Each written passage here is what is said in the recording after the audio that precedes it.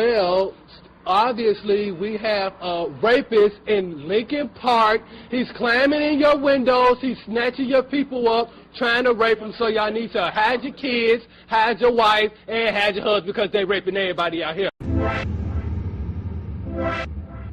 Bruh.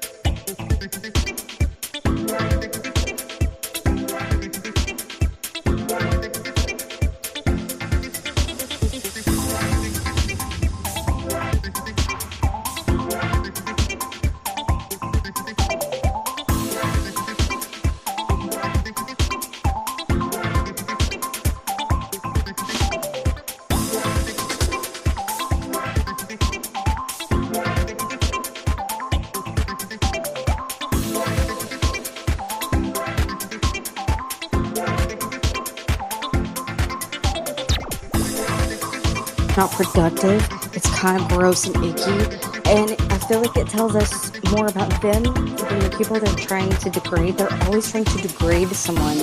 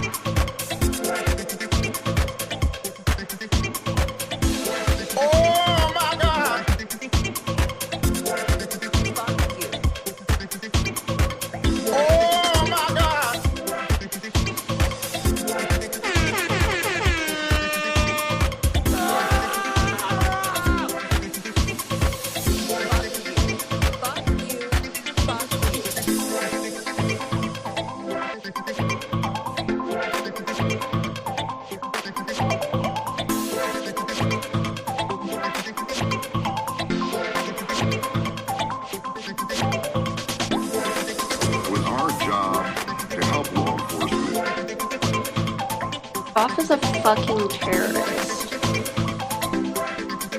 It was our job to help law enforcement.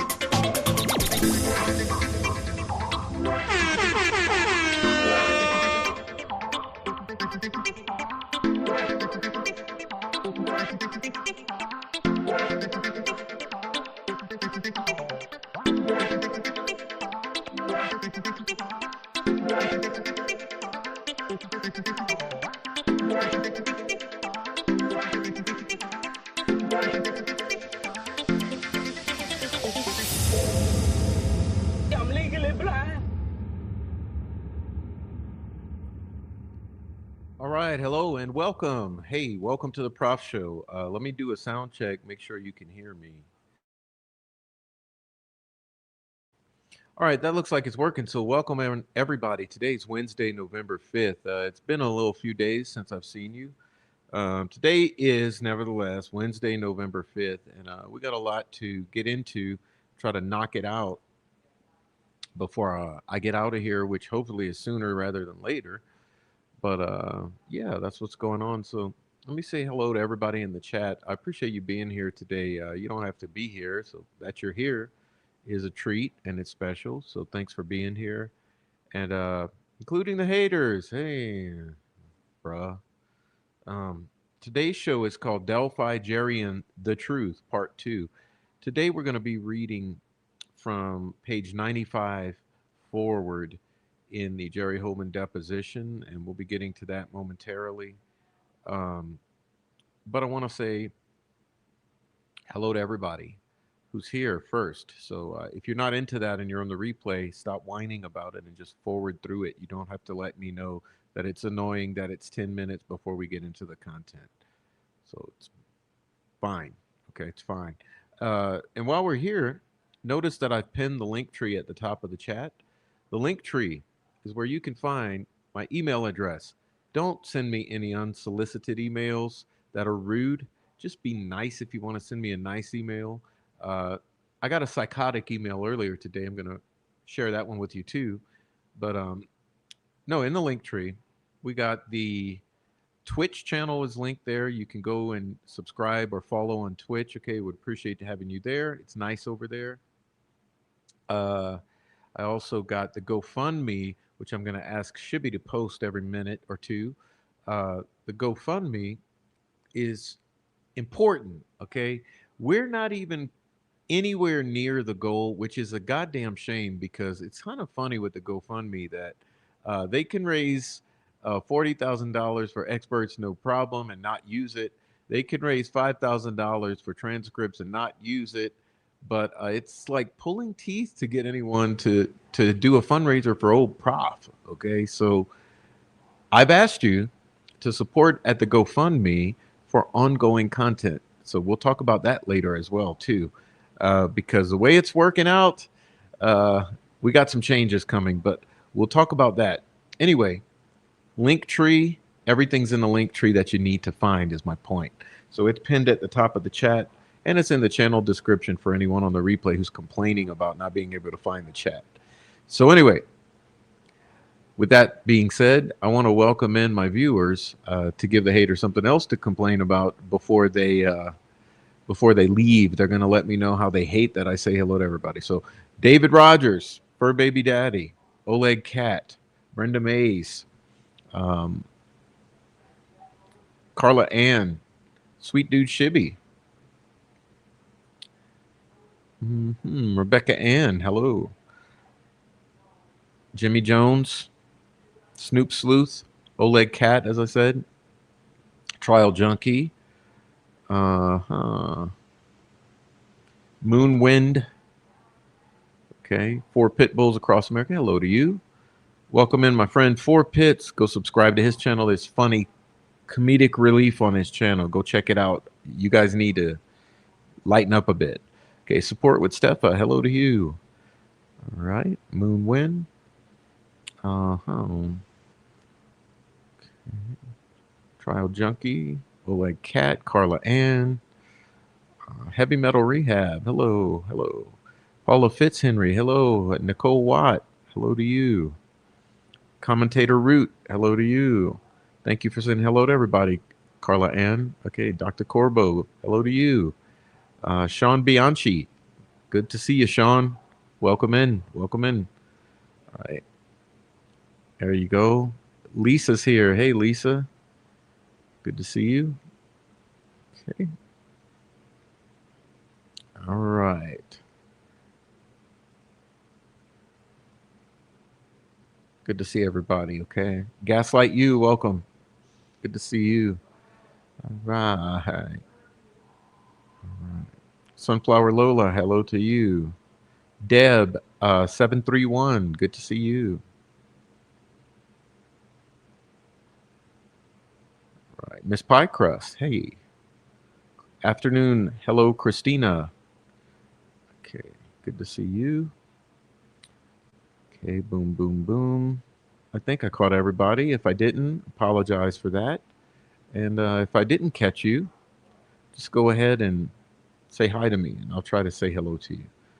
But it looks like we made it, okay? For the most part, we made it to this. So, let's see. All right. So today's Wednesday, November 5th. Tell you what, it's not looking good. It's not looking good in this community. Um, well, there's a lot I could say, but I won't. Um, I don't know what's going on. I really don't know what's going on in this community, but here's my decision. Okay, so basically, I'm not going to be doing any more Delphi, except for Friday nights. Okay, Friday nights. I'm going to make some changes. I'm going to be doing other stuff. Okay, and I think I'll leave Friday night Delphi's uh, as far as Delphi goes. Okay, and the primary reason this community is absolutely lost. Okay, you're absolutely lost. I I've been seeing things that I'm not happy with, and mm, there's no more win left in these sales. Okay, so we'll limit it down to Fridays for Delphi, and who knows? Who knows? That may end altogether. Um, at this point, uh, my goal is to finish this Jerry Holman deposition. We'll be finishing that, okay?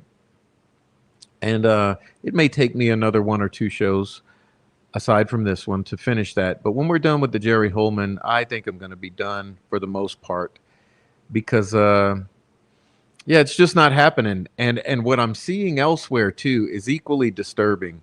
I don't know what the hell is going on, but some of you people are really duped. Okay, you're really duped. Um, I don't know. Like, I could sit here and mislead you about cell phone data as well, and could I then get like the support to keep the channel going? Yeah, if I misled you, should I be misinformation central? Seems like that might be helpful because it seems like misinformation central uh, is just good enough. It keeps people engaged with their fantasies. So we could do misinformation central, or I could just say no, not worth it anymore. The thing is, I'm able to walk away saying that I've never lied to you. Okay, which is an amazing accomplishment because in Delphi, yeah, I guess you guys don't understand that the majority of people have lied to you. Okay, so you got the one individual here who's pretty much never lied to you that's running a channel. And so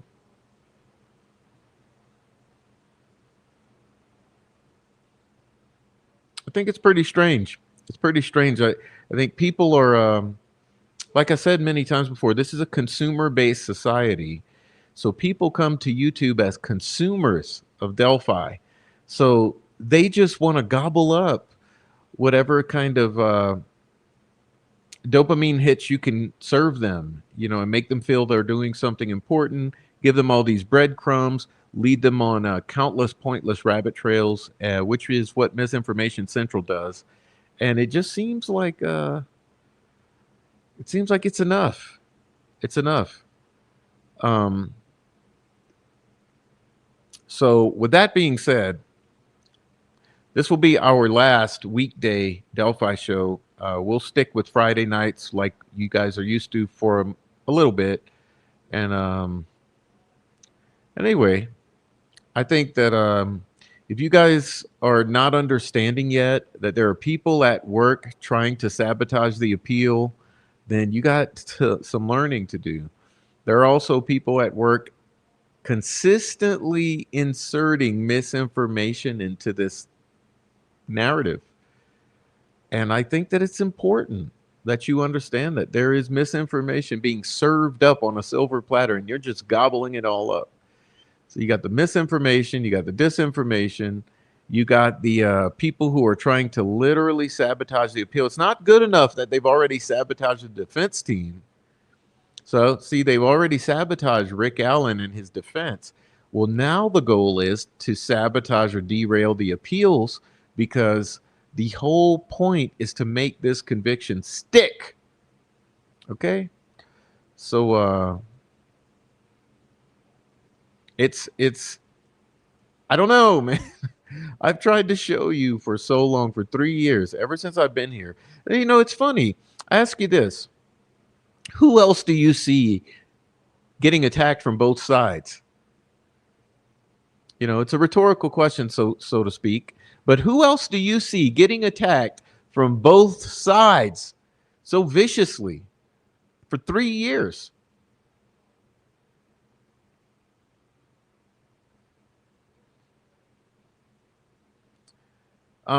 Anyway,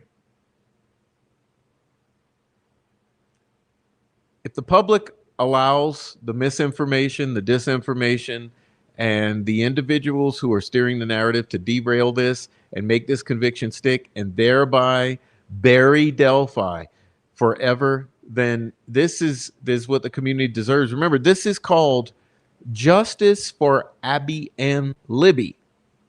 Okay, this is supposed to be about the truth about this for Abby and Libby, the two actual victims here. The two victims, Abby and Libby, deserve justice. And that justice has not been served. Poor Abby and Libby. This is not about justice for Rick Allen. This is not about justice for the Cranks. This is not about justice for the Bloodluster troll farm in Indiana. This is supposed to be about justice for Abby and Libby. And I'm wondering where it is. Where is people, where is people's demand that Abby and Libby receive true justice, knowing their killers are likely walking out here somewhere still?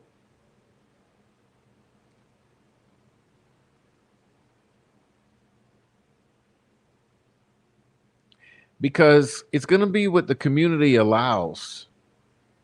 Okay, it's going to be what you allow, because if you allow this narrative steering and this disinformation to distract you and mislead you, then it's really your fault for not having the discernment.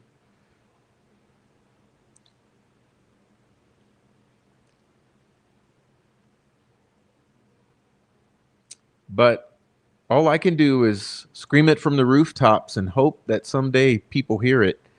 And there's a few hearing it, but I think more need to hear. I mean, I've literally been screaming from the rooftops. And what do I get for screaming from the rooftops? Well, both sides attacking me consistently. And, you know, let's talk about that a little.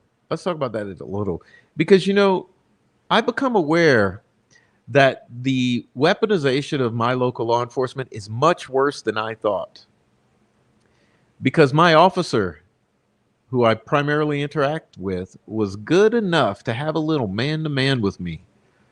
And it turns out that people have been attempting to SWAT me for about a year now. Yeah, a good year now, he said.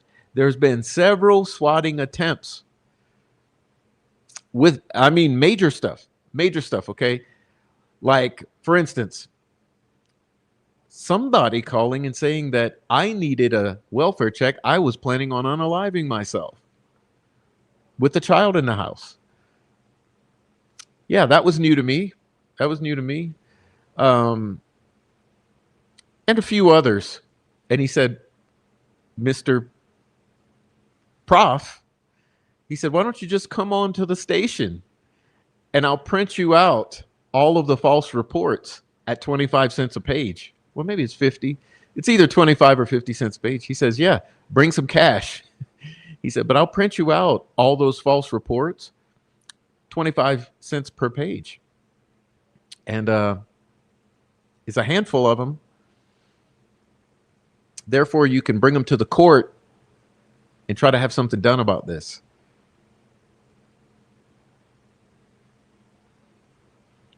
So it's worse than I thought, okay? Because I knew there had been one or two. I announced to you guys out there one or two of these swatting attempts. I announced to you.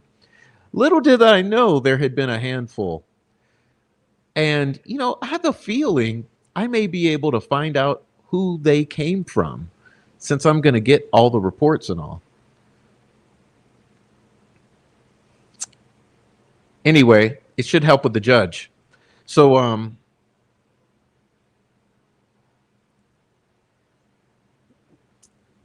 this is the price you pay for talking about Delphi, though. Just the talking of the case, okay? You get attacked from both sides, and you get law enforcement weaponized against you. And even funnier. Today I got a little funny thing in the mailbox. I mean, the email box. This is from a lunatic who basically harasses me to no end, okay? Let me see.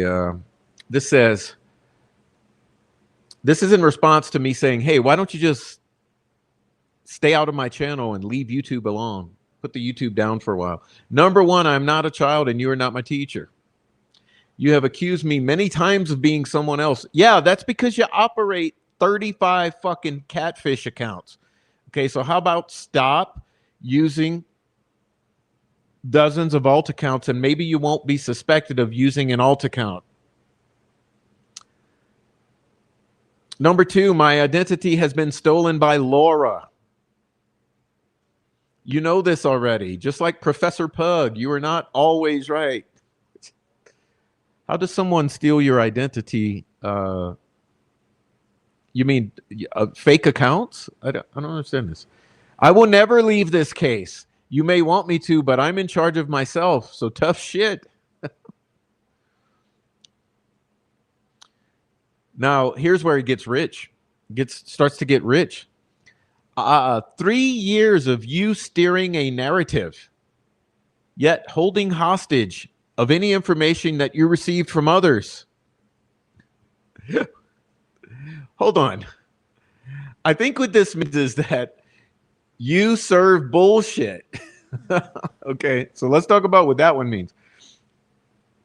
You constantly giving someone a bunch of bullshit and expecting them to go publicize it on their channels. That's called using discernment and critically thinking about what I present on my channel. I'm not going to be fed information to just go repeat willy-nilly like you do. 3 years of you narrative steering, yet holding hostage of any information you received from others. Okay.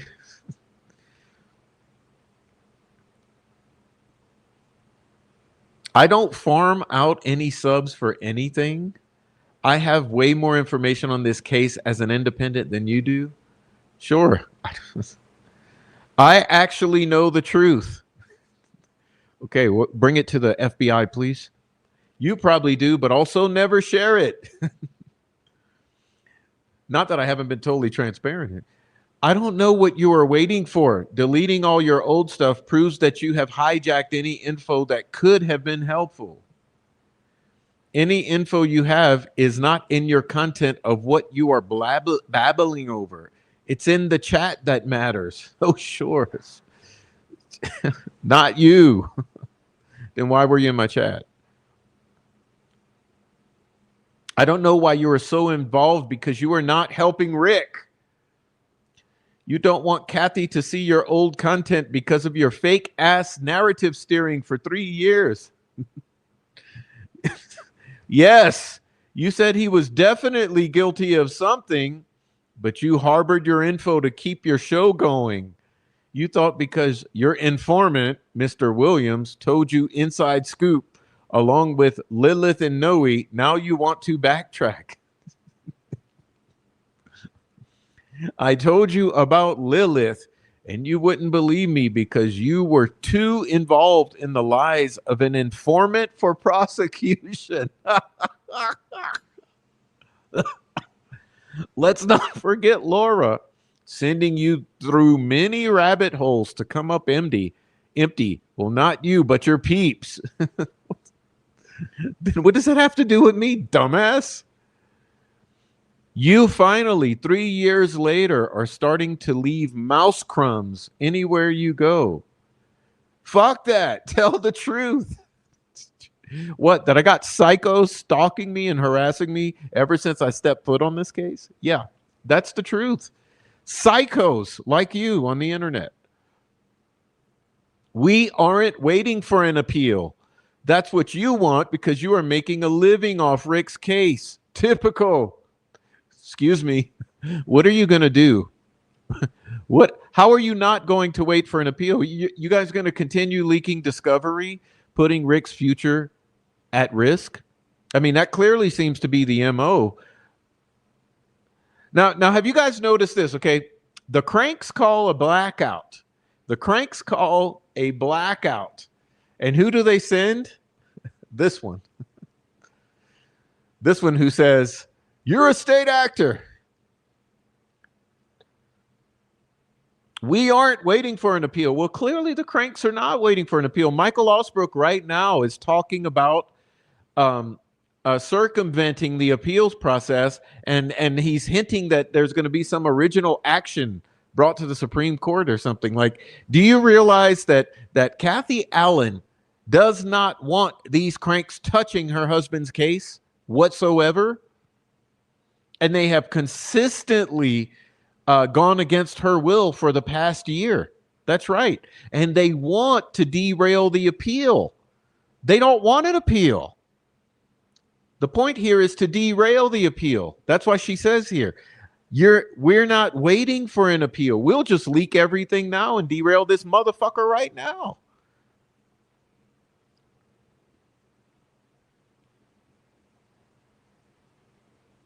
Do you realize that the same subs that are giving you so much credit just pity you?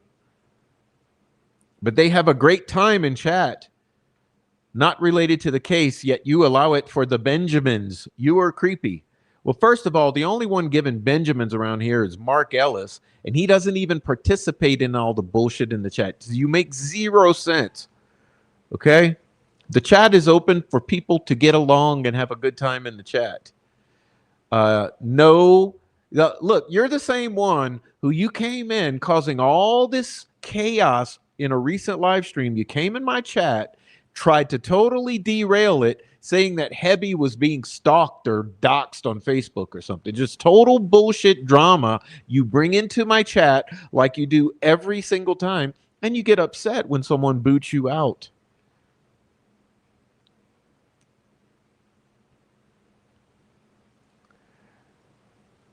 Anyway, I like having most people in my chat, but you know who I don't like? You and your friends. So no, you're not allowed in my chat. Have you ever thought of anyone but yourself? Yes, all the time, because I'm a compassionate Christian human being.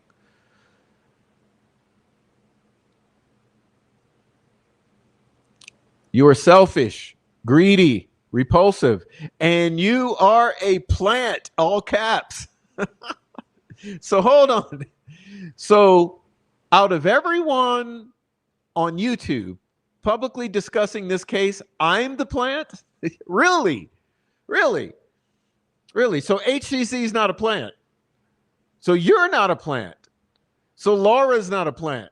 So murder sheets are not plants. So there's no plants on this case except for Prof.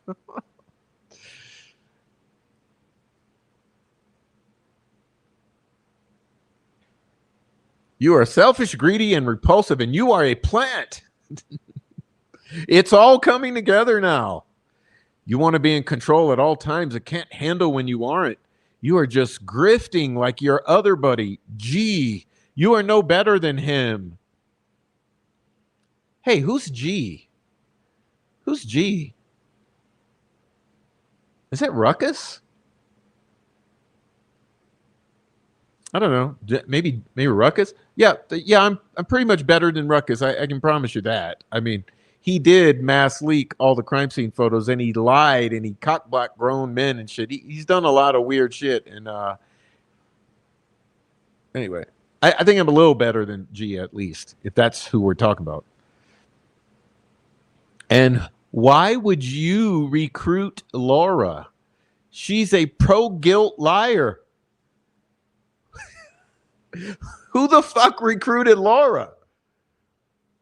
Laura, when's the last time that I spoke to you, Laura? Like, Laura, who recruited who? Laura. Laura, you out there somewhere?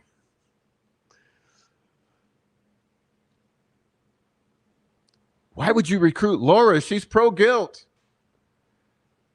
I find it strange that you recruited her when all she does is lie and again steers the false narrative. You are not helping. You are hurting and hindering. So don't say I should get off YouTube. You don't want this case solved. Grifting comes naturally for you. If I'm wrong, then prove it by not grifting. Stop monetizing your channel. It's disgusting that for 3 years you're making bank on these murders. That's more important to you. Monetizing a channel, there's absolutely nothing wrong with. Everybody who has a YouTube channel should be monetizing it, because it's bad enough that YouTube takes 30% of the YouTube takes a third of any Google. I should revise that. Google takes a third of anything that passes through this ad revenue, super chats, etc., etc. I have no problem with anyone monetizing, because damn, it's a damn shame. Like, you monetize, you're only getting 2/3 of anything that passes through here, and you know YouTube's going to get their ad revenue regardless. So you might as well get your 2/3 of their ad revenue, especially since it takes. You're talking to someone used to making 35, 45 an hour. Okay, do you think I make 35, 45 an hour sitting here doing live streams? Okay.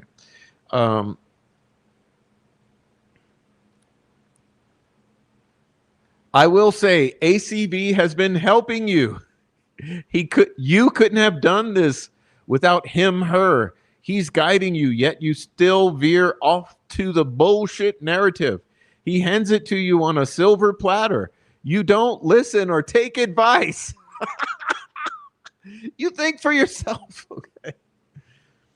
When I sent you the letter about a truce, I truly wanted that.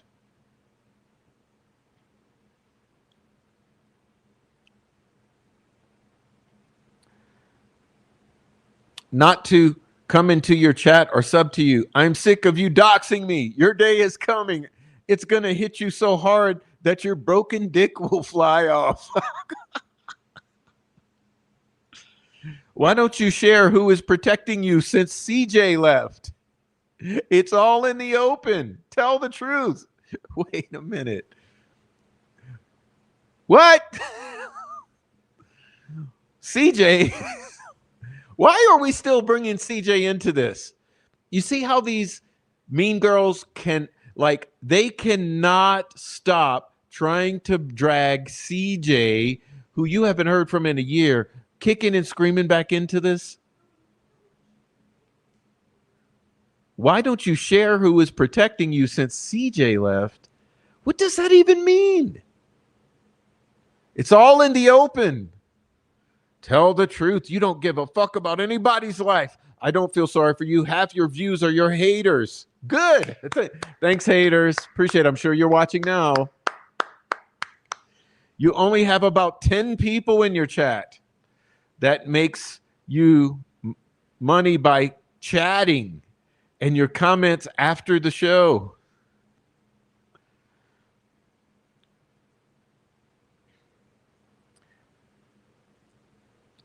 Do you not see that, or are you that dumb? Treating grown-ass adults like a child in your classroom.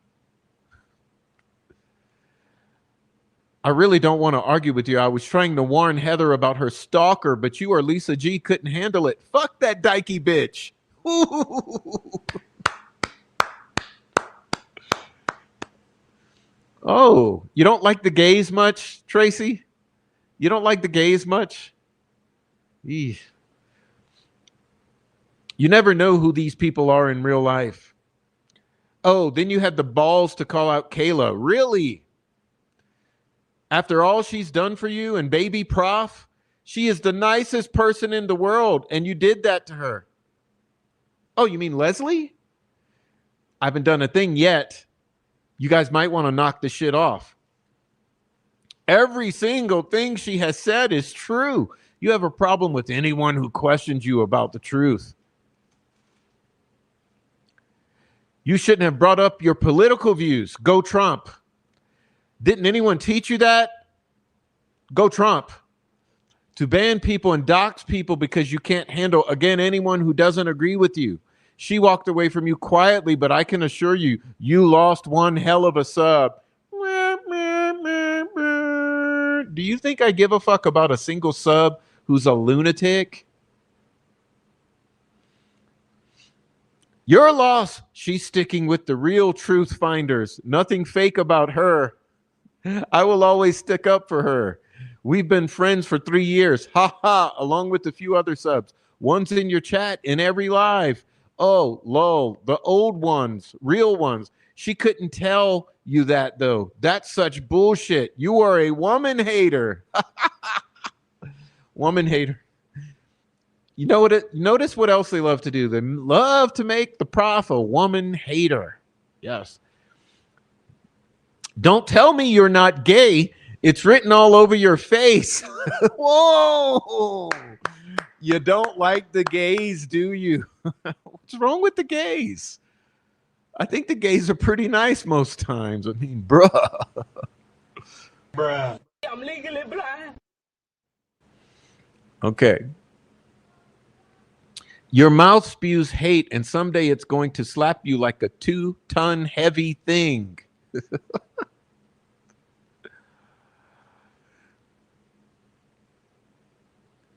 You are not Trump. Go suck his little dick. We are all onto what you are. Not getting your food stamps this month?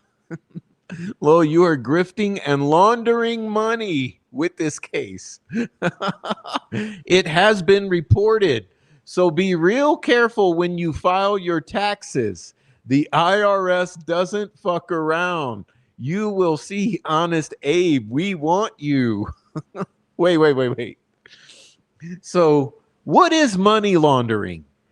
And how in the world does a YouTube channel do money laundering? But you know, maybe in the case of Gray Hughes, I could see that raking in 5,000. Or how about the 2 point whatever million dollars a year that true crime Lauren or hidden true crime is? Have you guys seen that? Have you guys seen that? That Lauren is making millions of dollars. Y'all might want to go talk to her. That could be some money laundering going on. But anyway, so it has been reported. So this is admitting that you've reported me to the IRS. You falsely reported me for some sort of whatever. Weaponizing woman hater, gay hate, you know, you're gay, you like Trump, we reported you to the IRS, and we've swatted you with the police. Okay. That's your evidence of reporting, weaponizing law enforcement against me for my opinions on the Delphi case. You give me all these orders to delete all my shit about you, yet did you take your name off my name off your filthy lives? You accept my apologies but can't reciprocate, sending me shit to delete. You're a fucking idiot. You are not in control of me. I'm going to unleash the beast on you. Yes, the truth, Mr. Profi Poo. Mention my name again and I'll release all my phone recordings. I will show the world what you are about. You are a pathological liar. I can and will prove it if you say my name again. The feds are on to you. What? The feds? For what? The feds are on to you. You're not smarter than I. You are a selfish, greedy, and slimy pig. I have recorded every single live with comments from day one. Try me. So have I. They're on YouTube. Are you crazy? All because you couldn't handle me telling Heather that she was being stalked? That's fucked up. I don't give two shits about your reasons for blocking me. You're losing subs. Now you're counting my subscriber count. I was going to try to help you. You took all my info before ever responding to me and turned it into a lie for yourself. That's my work, not yours. I wonder if I can get you for copyright strike. I have the proof that it's my work. Try me.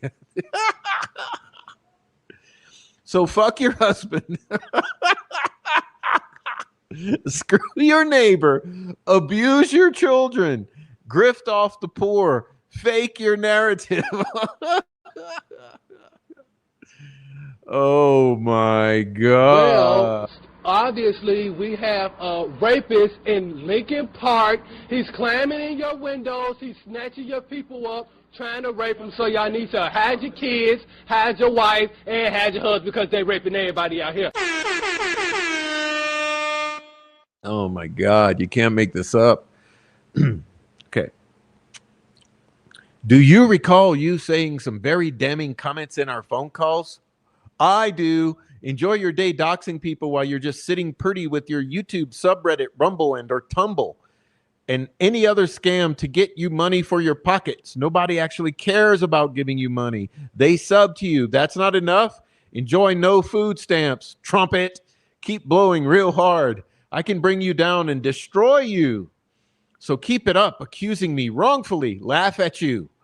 Just remember, RA wanted some kid redacted. If Kathy hasn't seen that, I haven't and will send it to her. Go ahead, post this right after you suck Trump's cock. Ask Snay about the elections he was involved in. You two belong together. Pigs. Good day, scumbag. All right. Well, everybody, round of applause for Tracy, the lunatic, the maniac. The maniac who just, yeah. Fuck you. Fuck you. Fuck you. So this is what you deal with by coming and giving commentary on a public case and public information on the public internet about a public case, public commentary. This is what you will be subjected to. Thank you for Pitts. All right. All right. But this is what I get with a stalker from Michigan. How many other people do we have in Michigan who are plants on this case? How many of you honestly know this case? If you really know this case, you should know that Michigan plays a very important part in this Delphi case. Do you not know that?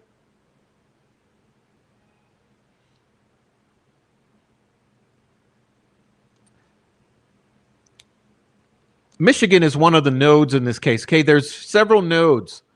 You have a node in Florida. Florida contains a node or two.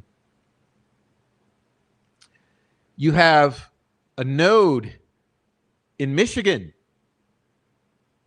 You have a node or several nodes in New York City and state. You have a node in North Carolina. You have a node in Texas. You have several nodes in Los Angeles. You have a node in Arizona or two. Now you just think about that.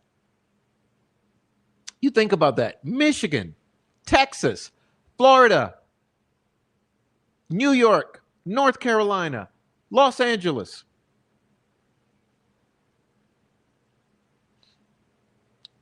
Alaska,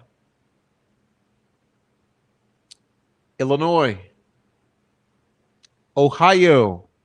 That's right. Ohio. Thank you, Rebecca.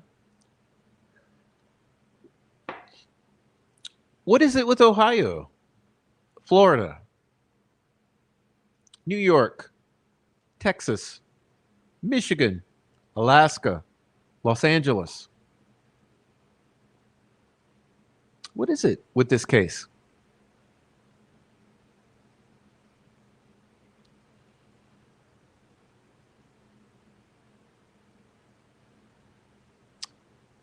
Well, sex and drug trafficking is what this case is all about. which is why they're here. So it's why they're here. Anyhow,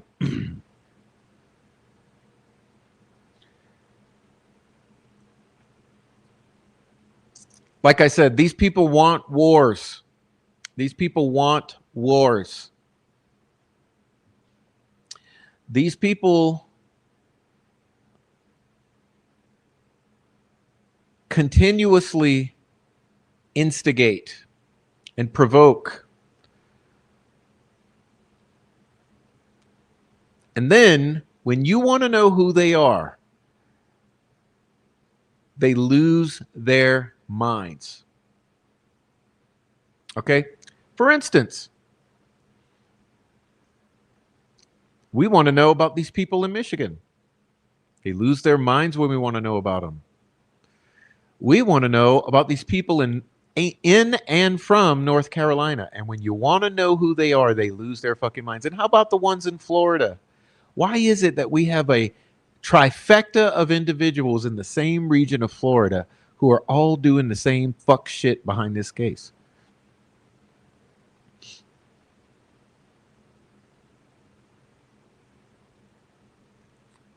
Like I said, they want wars. And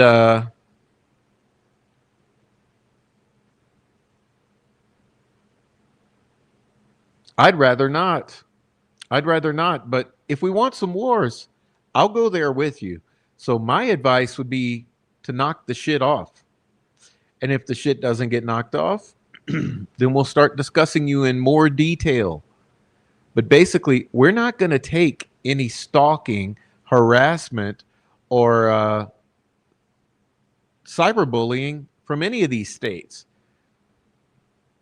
And so if you want to continue to engage in that, we're going to figure out who you are and why you're doing what you're doing.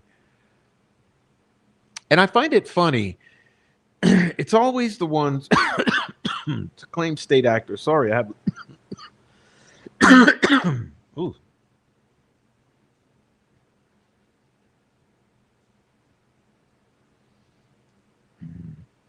See, there's things like... Let's see if I can get this. I got to pull this up.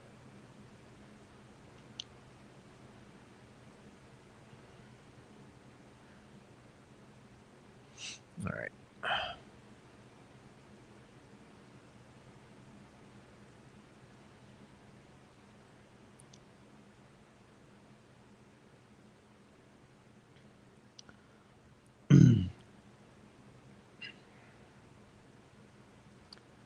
You see, stuff like this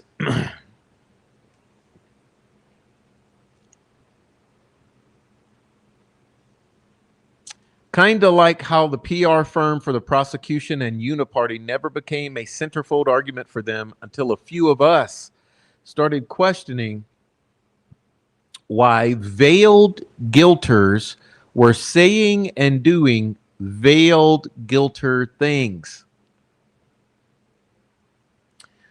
Veiled guilters.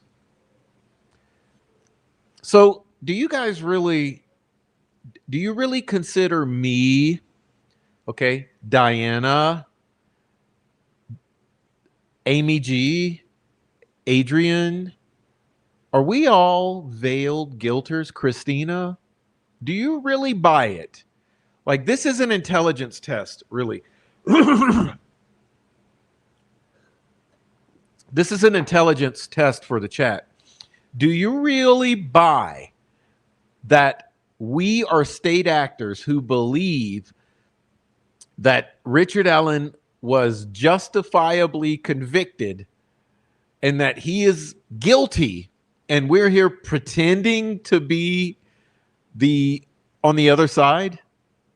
And remember, they've also said this about Erica Morse, right? Erica Morse, Adrian in Light in the Dark, Prof, Amy G from Daisy Ask, Christina from Oh Hey Christina. They say, you are all veiled guilters. You are state actors.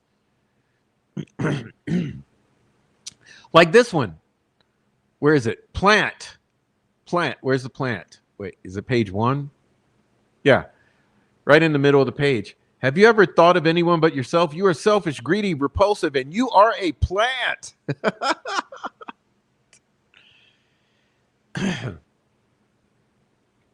I mean, we're going to have to start to exercise some sort of critical thinking. Who are the plants? Who are the state actors? Who are the veiled guilters? Would it be someone like myself who's constantly battling for the truth here on this platform, and also Adrian and Christina, truth tellers? Or would it be the people who are absolutely abusive, who are always causing chaos, who are always inserting misinformation, distractions, basically wanting you to talk about anything else other than Anthony Shots and Keegan Klein and sex trafficking and a fucking pedophile death cult? Remember, those people say that doesn't exist. It doesn't exist. Death cults don't exist. Pedophile death cults don't exist. Drinking adrenochrome and blood from children doesn't exist. They'll say none of that exists. Sex trafficking in Indiana doesn't exist. The Patties are pillars of the community. They never trafficked in drugs at all. Stop talking about them. By the way, we don't talk about the family at all. We'll talk about you, Prof. We'll call you a guilter, a veiled guilter, a plant. Anyway, so that's my hello to everyone today. So hate watchers, hopefully you enjoyed that. Touche. And all my lovely chat members, thank you for putting up with that. Like I said, it's been several days. You let a few days go by and you're just knee deep in bullshit. You got to pull yourself out of it again. So, yeah, now we're going to be moving on to Jerry Holman. And this is going to be a really good one. If you missed the prior episode, Delphi, Jerry, and the Truth, Part 1, please go back and watch it. It was really, really important. Okay, there's some really important things. And today, boy, do I have a treat for you. Today is part 2 of that. It's picking up where he left off. So we're going to continue to talk about Keegan Klein, Tony Klein, Anthony Shots, and all the other things straight out of the deposition of Jerry Holman. And that's what we're covering today. And when we get to the end of that chapter, we're going to close for the day. And so episode 3 will be moving on to other subjects. So that will make episodes 1 and 2 of Delphi, Jerry, and the Truth the most important. Okay. So that's what we're going to be getting into now. Just give me a moment to do a good cough and throat clearing so I can read the next hour or 2 of this. Just a minute. I'll pull it up.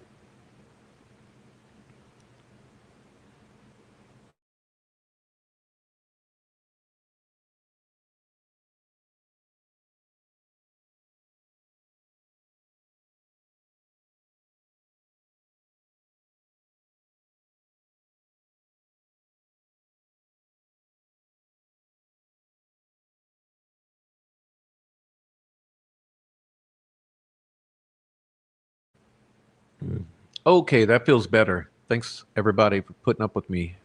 So so here we go. This is Delphi, Jerry and the Truth, Part 2. We're picking up where we left off. If you don't remember, we left off on page 95 of this deposition. This is where we are right now. It's page 95. Okay. It says, so I'm assuming you've listened to some of those recordings. I believe we're roughly from early April of 23, where he's making incriminating statements. Have you heard any statements where Richard Allen was saying anything with specificity regarding what happened on February 13th, 2017? One, not heard, but it was documented. Tell me what it is. I've not had an opportunity to interview that correctional officer yet, so it's still investigatory. We'll break that down. Hold on a minute. Let's go back. I'm talking about the phone calls right now. Okay, so other than him saying he did it or I killed those girls. Have you heard anything with any specificity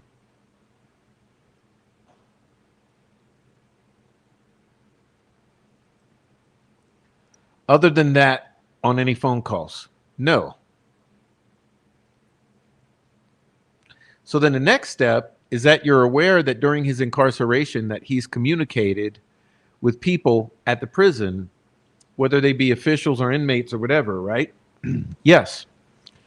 There's times when he's spoken words up there. Yes. Do you believe that there are people that are monitoring him on a consistent basis? Yes. Why is that happening? It's my knowledge that he's placed on different levels of suicide watch. Do you believe that they are monitoring when he's not placed on watch? Somewhat. I believe he's monitored all the time on video. But as far as physically with correctional officers, I believe it's just when he's on some sort of suicide watch or companion,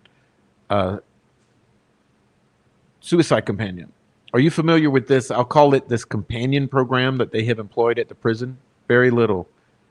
What do you know about it? I know that they have a program that inmates go through and that they're trained to set with prisoners that are contemplating suicide.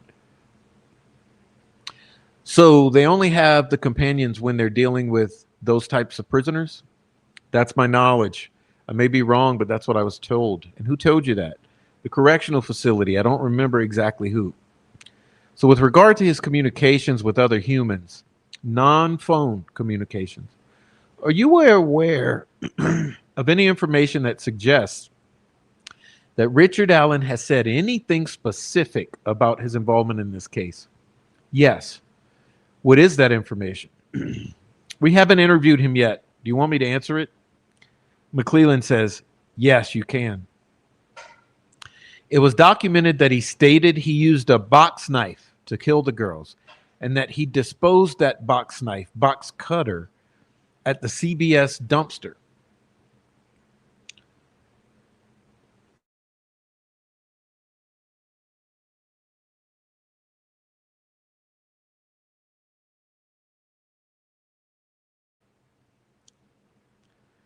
And do you know when this conversation took place? Not exact. Generally, probably the same time frame as we're talking about, March, April, May. So who is it that you believe this communication was made to? I don't know the correction officer's name. Could have been an inmate too. It's that list that I told you about earlier, and we're in the process of, you don't know if it was a correctional officer or inmate. I believe it was a correctional officer, but I would have to go back and look at the notes. And you think the statement occurred sometime in April, maybe? I'm going to say March, April, May, same time frame. There hasn't been any real follow-up with it yet. We're working on it, yeah. So who takes so long to go talk to a correctional, or what takes so long to go talk to a correctional officer? Maybe I'm misunderstanding. I had that same question. It takes some time because there are several different shifts. So it's not lack of cooperation. It's just lack of getting our schedule to meet with their schedule. They have A, B, C, D, E, F, G, H shifts, day shifts, 6A to 6P, 6P to 6A. So we're in the process. We have to schedule meetings. I'm struggling a little bit with this one. You might sense that. You have a gentleman that you believe committed this crime. He's incarcerated. He may have said something that implicates him to this crime scene specifically. Let me clear it up for you. Well, let me finish the question. I can clear it up for you in 2 seconds. Let me ask the question. You can clear it up. And it's taken weeks and months to actually just drive up to Westville and talk to the human that heard this. That's what I'm hearing. Is that accurate? So you're assuming that we got that information when he said it, right? Uh-huh. So to clear it up is we had to subpoena that information. We didn't get that information until probably a month or more so ago. So now we only have, so now does that make sense in why? Well, it's still 4 weeks. It's taken 4 weeks to at least drive up there and talk to a correctional officer. Take some time in scheduling.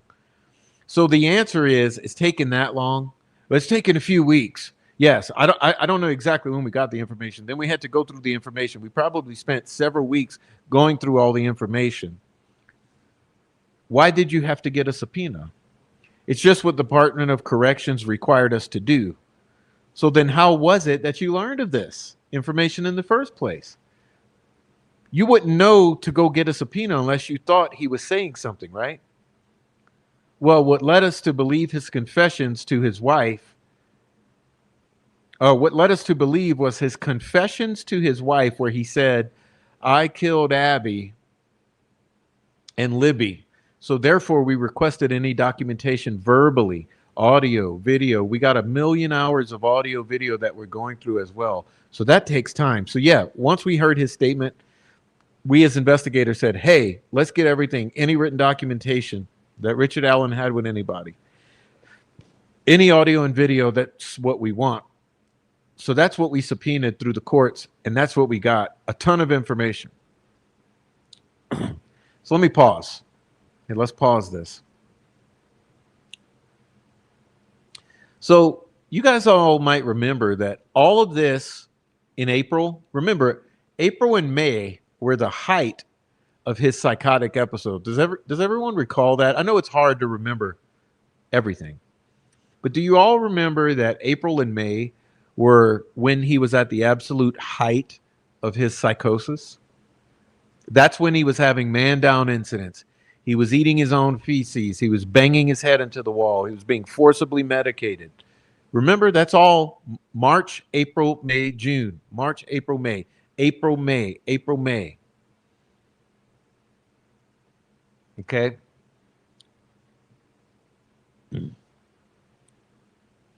So that's when, of course, that's when these so-called confessions, just coincidentally, and it's so amazing how you can't get these guilters to acknowledge this. They won't even admit it. Like, it's a simple fact. If you say, okay, can you at least admit that at the time, just coincidentally, when he made these alleged confessions, including that he shot the girls, when he made these confessions, he was at the depths of his psychotic episode, the height of his psychosis, in the absolute pinnacle of his mental health crisis. And they'll say, no. Well, it doesn't matter. I mean, he doesn't sound like he's crazy. But then they won't say, well, hold on. If he wasn't crazy, then how was she force medicating him? Why is he being put in a strip cell with no clothes and just like a paper smock on? Why is he in a strip cell? Why is everything taken away from him? Why is he being forcibly medicated if he's not in a true medical psychosis? But they'll just gloss over that. But all of those confessions during that time period, they derived from material that both prisoners, prison guards, and Monica Walla were feeding him. They were breadcrumbing him. They were giving him these little talking points. Remember, what makes those things true? Well, he says a van came, right? He says a knife was used, right? He says a gun was involved. Don't you think that those would be things that would be very easy to drip to Richard Allen in that type of mental state? You say, oh, so did you see a van? Oh, I don't know. I guess I saw a van. Boom, he saw a van. Oh, did you use a box cutter? Oh, I don't know. I'm sorry I killed the girls. I used a box cutter. Box cutter. He said he used a box cutter. Oh, did you drop the bullet when you were trying to intimidate the girls and you were racking the gun? Is that when the bullet came out? Yeah, maybe. I think I have a gun. Oh, he has a gun. He racked the gun and the bullet fell out. All right? Keep in mind that during this period, They were threatening to kill him and his entire family. Do you remember the Franks memorandum? I mean, do we?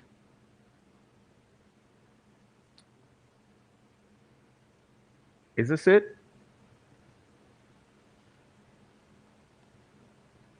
No, that's not it. I may still have that Franks memorandum up here.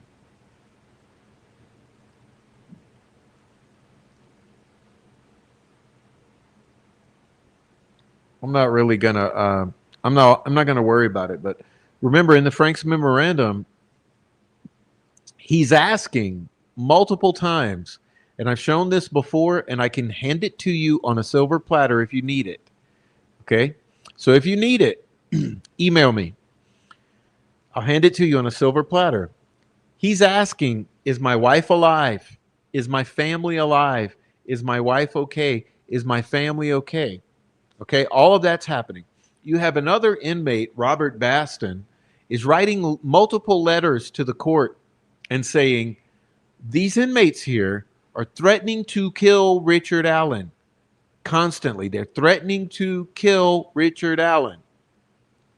They're making noise all night and day to keep him awake. They're leaving the lights on in his cell to keep him awake. It's noise. It's threatening to kill. He's asking, according to the Franks memorandum, he's consistently asking, is my wife alive? Is my wife okay? Is my mother-in-law alive? Is my mother-in-law okay? Is my daughter alive? Is my daughter okay? Is my family alive? Is my family okay?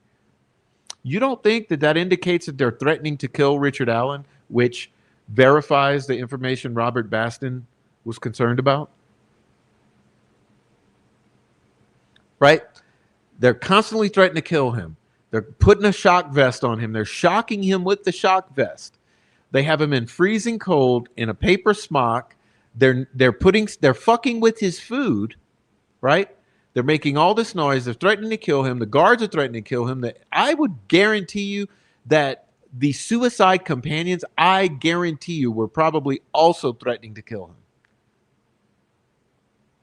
I mean, fuck, they threatened to kill Reese Davis.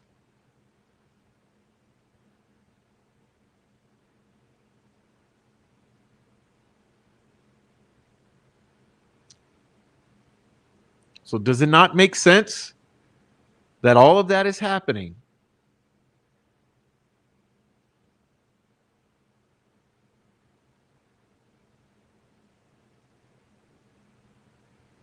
And that's the moment at the peak of his health crisis is when these alleged confessions come.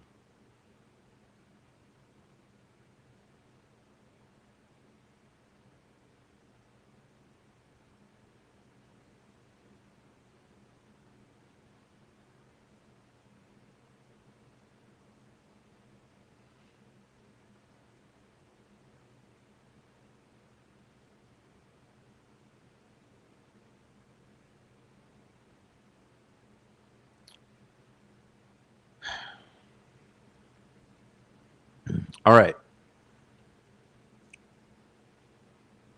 But of course, it's after this period that now let's also highlight this. You know why they do this "we subpoenaed it" shtick? I mean, someone in the chat, why would they say, "Oh, they didn't give it to us, we subpoenaed it"? We've only had it for a month or two because we had to subpoena it. That's how things are done. We have to subpoena. Why would it be that way? I'm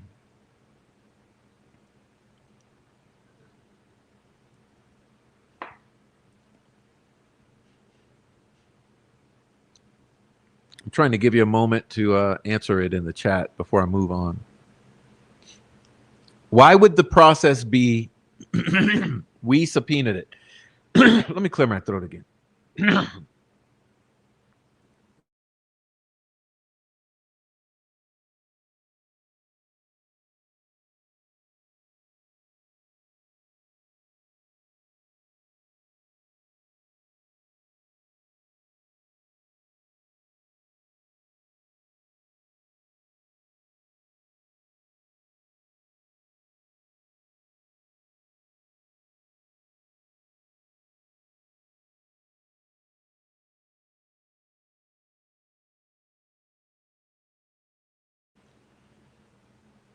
Chocolate break. Having a little chocolate break. Pardon me.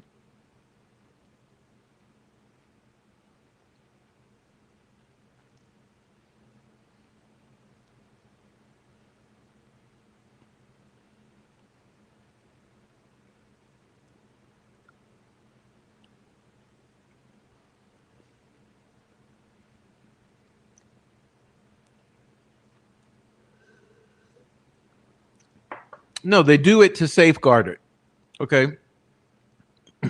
Clearly, they would do it to safeguard so that it cannot be objected to,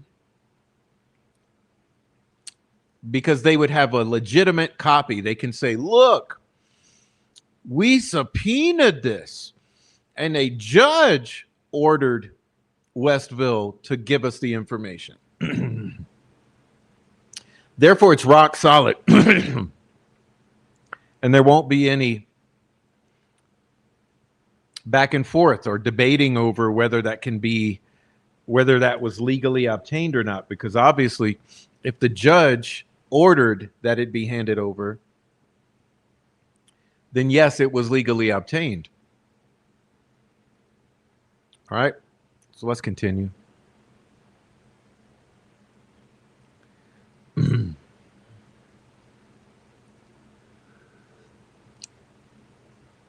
So with this particular piece of information that we're talking about, we'll refer to it as the box knife information. Was that documented somewhere? Yes. In what? There was documentation, like a log report? Yes, a log report. So that's the first time you'd ever received any information to suggest that those types of communications occurred, is after you subpoenaed all this? Yes. And looked at this stuff on your own? Yes. So no prison guard ever, to your knowledge, came forward and said, hey, boss, this is what he just said to me? No. Does that cause you concern?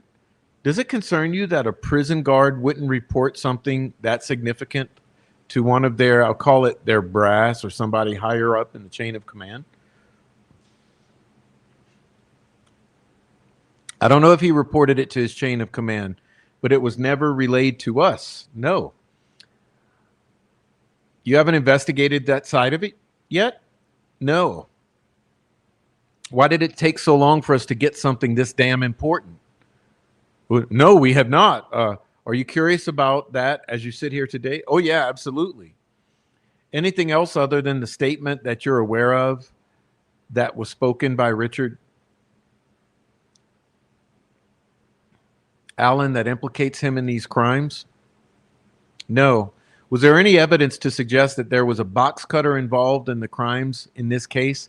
Yes. What? What? Hey, look, let's ask this question. Do you guys remember that a box cutter was never, ever, ever mentioned by the medical examiner until McClelland became aware that Reese Davis was going on about a box cutter? All right, remember, Ron Logan had told Reese Davis box cutter was used. Okay, Ron Logan had told Reese Davis he cut Libby's neck with a box cutter. Reese Davis sends that in. Eventually, it crosses Nick McClelland's eyes. It crosses Nick McClelland's eyes. He calls in the medical examiner for a little man-to-man, a little chat. Next thing you know, the medical examiner is saying, oh, something like a box cutter could have been used.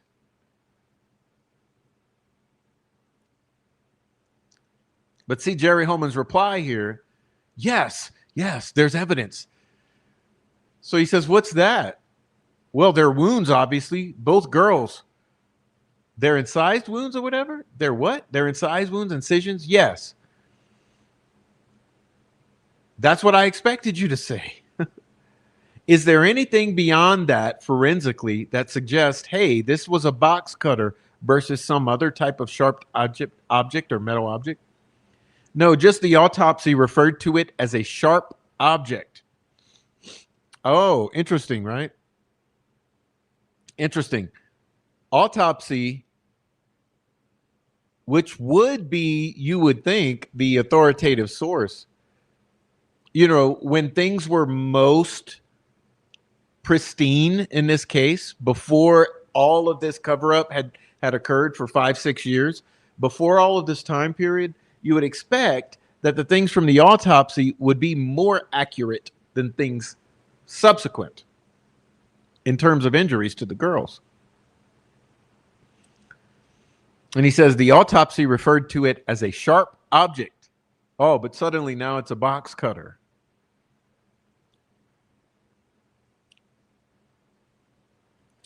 And Razi says, is there any type of investigation involving that circumstance, like the way the wounds look versus like that type of an object? We've looked into it, but they can't tell us. Oh, that's a good one. That's a good one. We looked into whether you can specifically determine it's a box cutter, but they can't tell us there's evidence it's specifically a box cutter. No conclusions, just sharp object is basically all we're getting. All right. All right. So you see what I mean here? You see what I mean here about the bullshit, the level of bullshittery. So in other words, autopsy only says sharp object. For years, all we know is sharp object. Nick McClellan gets a letter that says, oh, by the way, Ron Logan said a box cutter. Suddenly, you have the medical examiners speculating, oh, it could have been a box cutter. Is there any evidence of box cutter? No. Anything in the wounds that would indicate box cutter? No. Any box cutter found? No. Anything about a box cutter, whatever? No. But then he says, any information from CBS or you know, the surrounding surveillance cameras to suggest there was ever a box knife disposed of? If we had that information, here's a non-answer. We're still going through it. I don't know where we're at on that. In what form would you expect to have that? We all know people don't monitor their trash. Oh, yeah, they do. Okay. They do give box cutters to their employees. We know that. We know what kind. Speaking of box cutter, were you guys aware that someone just literally went steal a box cutter from CBS in Delphi? That's right. That's right.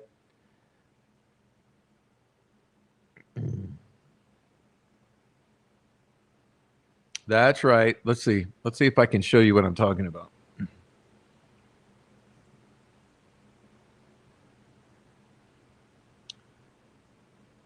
Because you know me. You know I made sure to do it.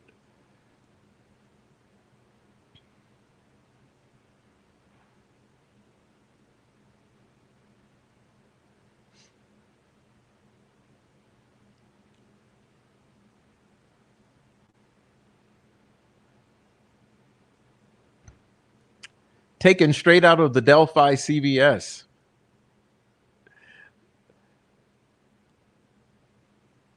This is an everyday fucking, look at it.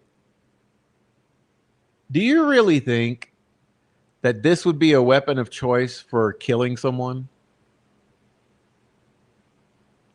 Look at the size of the blade. Look at the size of the blade. Now, any of you who got dads, okay, if you got dads, you do know how it works with dads, right? Most dads have real box cutters. They're really fat. You know the box cutters I'm talking about? They're kind of fat. And yes, a razor blade can go in there, but it's an actual razor knife blade that goes in there. And when you open that blade up, you can open up it at a variety of blade lengths because it's an actual razor knife. That little thing you just saw is not an actual razor knife. That uses a razor blade, quote unquote, which is a tiny little fragile little razor blade. And it just puts the little corner, the tiniest corner of the razor blade at your disposal. It's basically for cutting tape. It's basically for cutting tape. That little knife that you just saw, that would not cause a wound of any significant size. It would be very apparent that it's just a tiny little, like I would say 1/4 inch to maybe 1/2 inch of a blade. To get something like you see with Abby and Libby, you would at a minimum have to have an industrial, like carpentry grade razor knife. It's just total BS. But this whole thing is total BS. All right.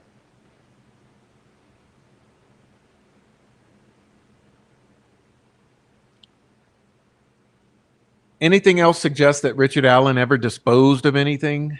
Up to this point, no. I guess maybe if I want to get really down to the point, do you have any surveillance video that you're looking at from that time frame? This is how crazy this answer is. I'm not sure if we have surveillance video from CVS at that time. What? Don't you think that he would absolutely be certain if they had surveillance footage from CVS from 2017? Think about it. This is 2021 or 2. And actually, the date of this, let me see what the date of this is, because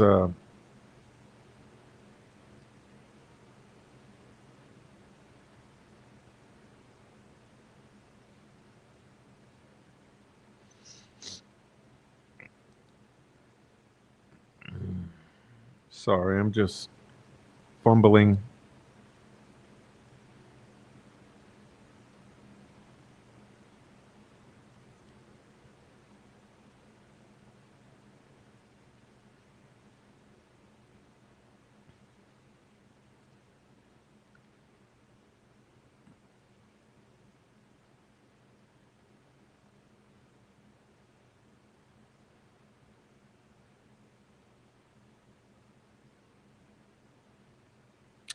August 10th, 2023. Okay, August 10th, 2023. Now, hopefully I find my page again.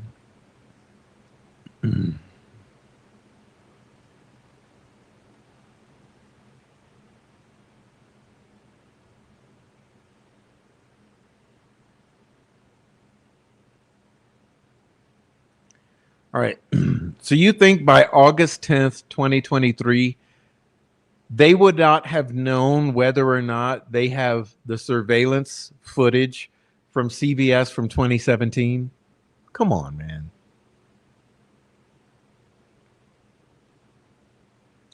But then he puts the caveat, but if we do, we are looking into it. If we do, we are looking into it. But I think we're trying to get it, and there might be some issues there, if I remember correctly. Whoa, hold on. Hold on. Do we have a confession here that do we have a confession here that we got more missing footage? What does this read like? I think we were trying to get it, and there might have been some issues there.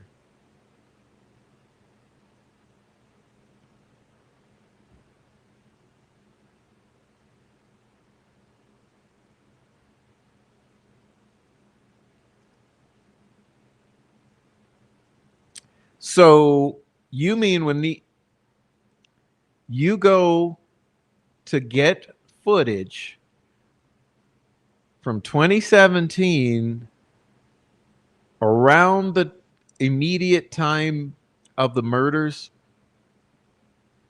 and it's not a yay or nay, it's some issues?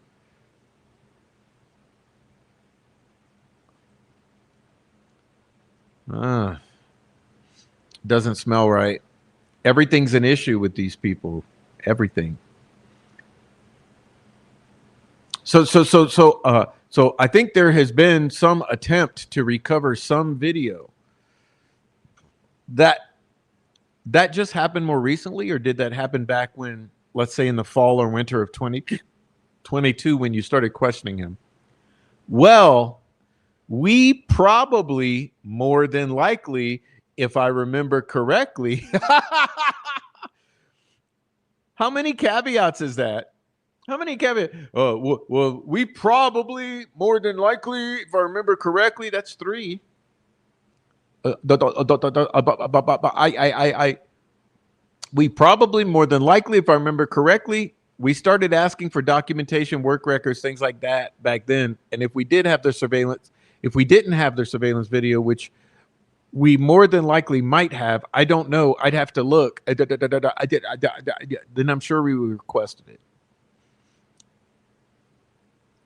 Do you know, as you sit here today, whether or not there's surveillance video from CBS from the time period around this crime? No. Like, dude, this is what I'm saying. How can these people be so fucking incompetent or stupid or evil? How could they not know? Like, just you put yourself in this. Put yourself in his shoes. You're a lead detective. Are you going to tell me that that would be something you wouldn't know, which is whether or not they had footage of Richard Allen at work in February 2017? I mean, no one's that stupid. No one's that clueless. No one's that incompetent. No one's that gross. You get it? Like, they would have to know.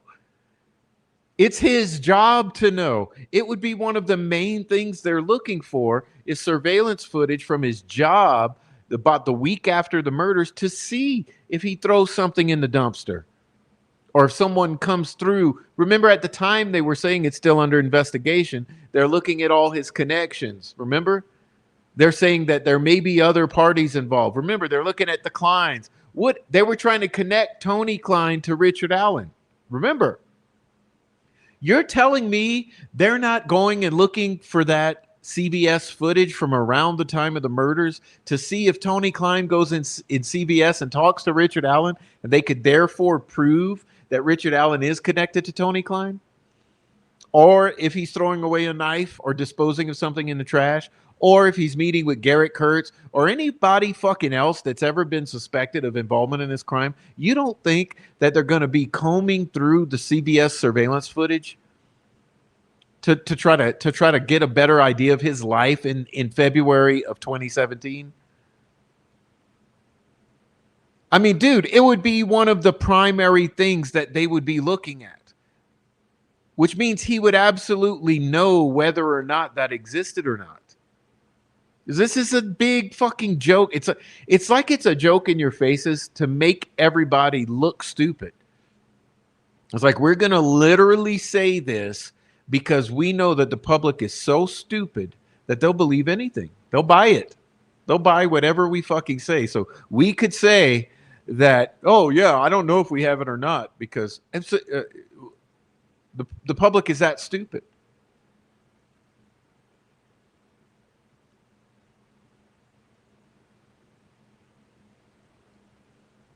We probably, more than likely, if I remember correctly, we started asking for documentation like that back then. If we didn't receive a surveillance video, which we more than likely might have, I don't know. I'd have to look. And then I'm sure we requested it. Do you know, as you sit here today, whether or not there's surveillance video from CBS with the time period around this crime? No. Jeez, man. This is absolutely so insulting. So insulting. Okay, number 18. Line number 18, page 105. What do you know about Mr. Allen's mental health circumstances while he's been at prison? I don't know. I mean, I don't know anything official. So if you want my opinion, I can give it. But I'm not a psychiatrist or psychologist. Well, that goes without saying. Again, let's talk about official information. Have you received any type of medical documentation or anything related to medical treatment regarding Mr. Allen while at the prison? Not to my knowledge, no. Have you talked to any medical providers that have communicated with him at the prison about their interactions with him? No, I have not. Okay, sleuths. Now, you guys want to be sleuthing? How about you sleuth this out? Do you really believe that Monica Walla wasn't in touch with ISP? Maybe you guys should go try to figure out if we can determine or link Monica Walla with direct communications to Jerry Holman or Unified Command. Have you talked to any medical providers? That would include Monica Walla. No, I have not. Have any of those providers reached out to you? Has Monica Walla reached out to you? No. Huh. I wonder if that's true. Has there been any attempt to try to obtain that information by law enforcement?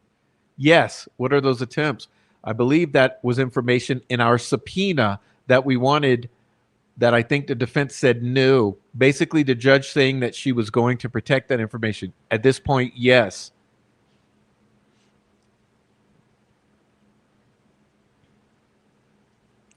Are there any ongoing attempts to try and get that information? No. What about Richard Allen's employment? Now, I wonder, is that true? Mental health. Do you guys believe that's true?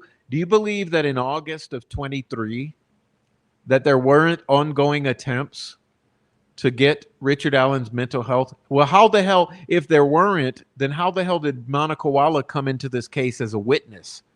How were they able to use that medical information against him? Did he perjure himself here in line 23 on page 106? Are there any ongoing attempts to try to get the medical information? No. What about Richard Allen's employment information? Have you made an attempt to get any information from CBS regarding his employment with that company? Yes, we have. Have you received any information? I believe we have. We had to subpoena them as well. I know we were waiting on it. I don't know if we got it or reviewed it yet. To the extent that you tried to recover anything, is there anything that sticks out in your head today that is in any way is helpful to this investigation that you've obtained from his employer? Not at this point, no. Okay. So, summarizing. Again, they subpoenaed the employment records. They subpoenaed the medical records. They subpoenaed the correctional facility records. Reason you would do that is obvious. It protects the information. So when you want to bring it in, the other side can't say, "Hey, you got that information illegally," because they can always say, "No, no, no, no, no. It's a court order. The judge ordered this information be handed over. Therefore, it's 1,000% legal." Okay, moving on. Who made the decision to arrest Richard Allen? It was a Unified Command decision. Wrong answer. We all know better than that. That was a Jerry Holman decision. Let's not kid ourselves. Bruh.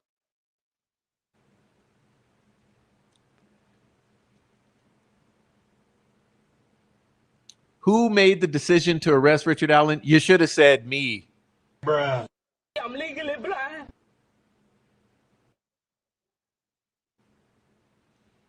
Unified Command decision. Bullshit.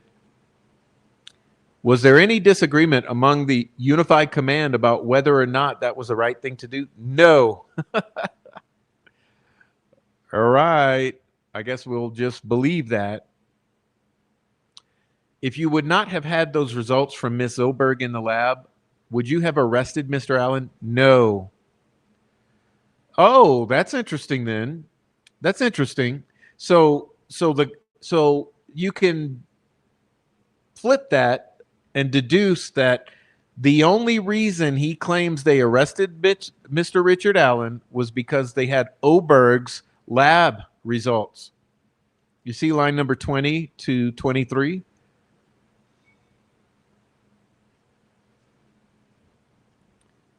If you would not have had those results from Miss Oberg in the lab, would you have arrested Mr. Allen? No. Were you talking about arresting him before you received those results? No. We were talking about continuing investigation, other avenues of approach that we've concluded already, and we talked about already, and continuing the investigation. We met with Unified Command, the prosecutor, multiple times, and once we received that information, then it was determined that we were going to give him a chance to explain that, and he couldn't. So shortly after that interview, we detained him. Now, notice, do you guys notice the words here, the words? Like he's using these words. Okay, so let's back it up. Because they're simple. Okay, the simple question is, were you going to arrest him? And look how he starts. He does just like they all do. They play semantic games, right? Remember how I said the mean girls, the cranks, they constantly parse words and mince words, and they play these semantic games, and they turn shit around and they twist it. It's all word games. Like one of the favorites of the cranks is parasocial. Parasocial, blah, blah, blah. Parasocial, blah, blah, blah. Parasocial.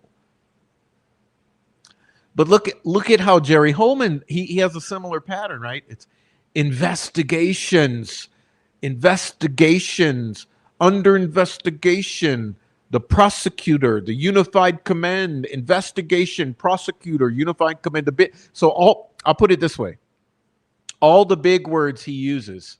Okay, if you see more than 2 syllables, you're reading Jerry Holman's words. When you see more than 2 syllables, that's the semantic games. Okay, he uses big words when it's important. So he'll say investigation, unified command, prosecutor office,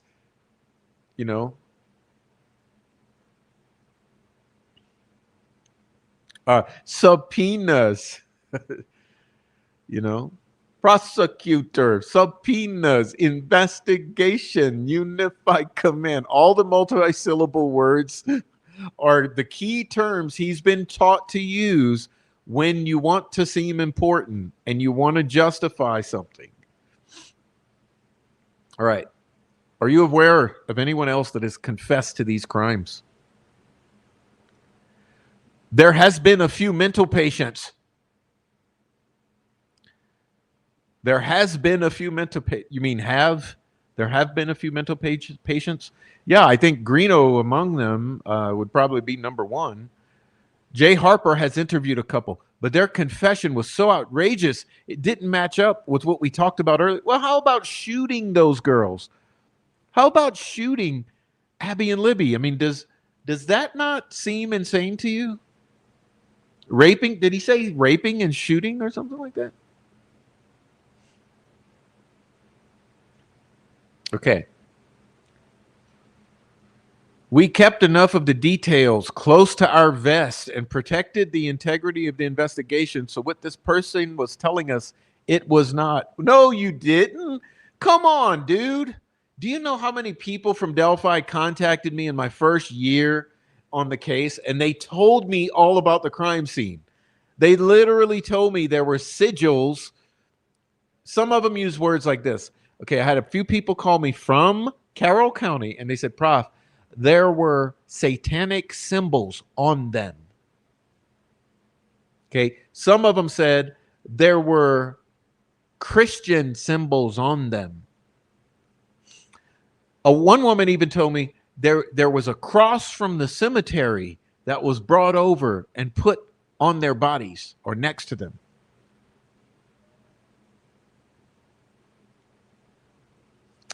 I heard Libby was nude, Abby was dressed. I heard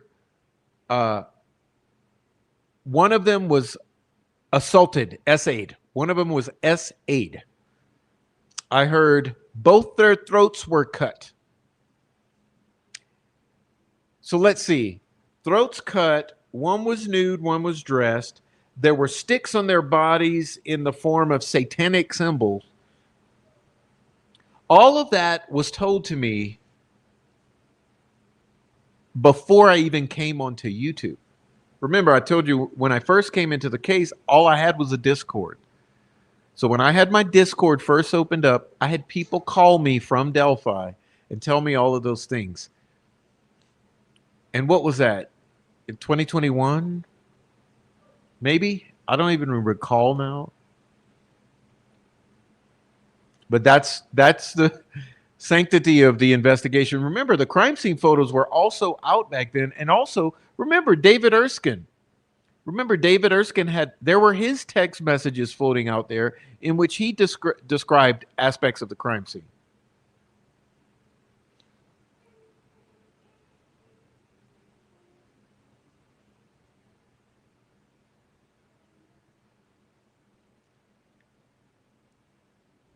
You said mental patients. That's kind of a phrase of art for me a little bit. Like somebody's institutionalized somewhere. Yeah. Tell me who these couple of people were. I don't know their names. We'd have to look at the reports. Sure. Let's look at those reports. You know, maybe those reports should surface. Okay, let's talk about either one or both of them and try to separate them. Can you give me some context here? Do they live around here? No. Where do either one of these people live? One was reported down at the VA, I believe, in Indianapolis. At the VA, Veterans Administration. Okay.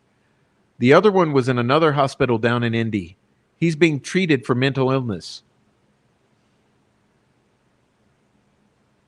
Oh, hold on. So that's 2 in Indiana.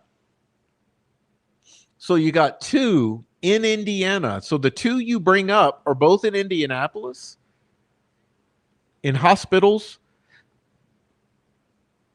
So you got 2 people confessing to the murders, both at hospitals in Indiana. I mean, in Indianapolis. Okay, check. And who would have been the point guard, law enforcement wise, that would have dealt with those things? Jay Harper, I believe. Is he retired? Not yet. I don't have any context for any of this. No, not yet. Did you talk to either one of those people? No. So you told me about 2. You're a little vague. How many? I don't exactly know how many. Are those the ones that come to mind of significance? Yes, those are the ones I recall. Those are the ones I kind of partially recall from off the top of my head. Okay, so he has 2. So all see, he's kind of like feigning ignorance here. He's saying he can recall 2 off the top of his head in Indianapolis in hospitals who've confessed to the murders.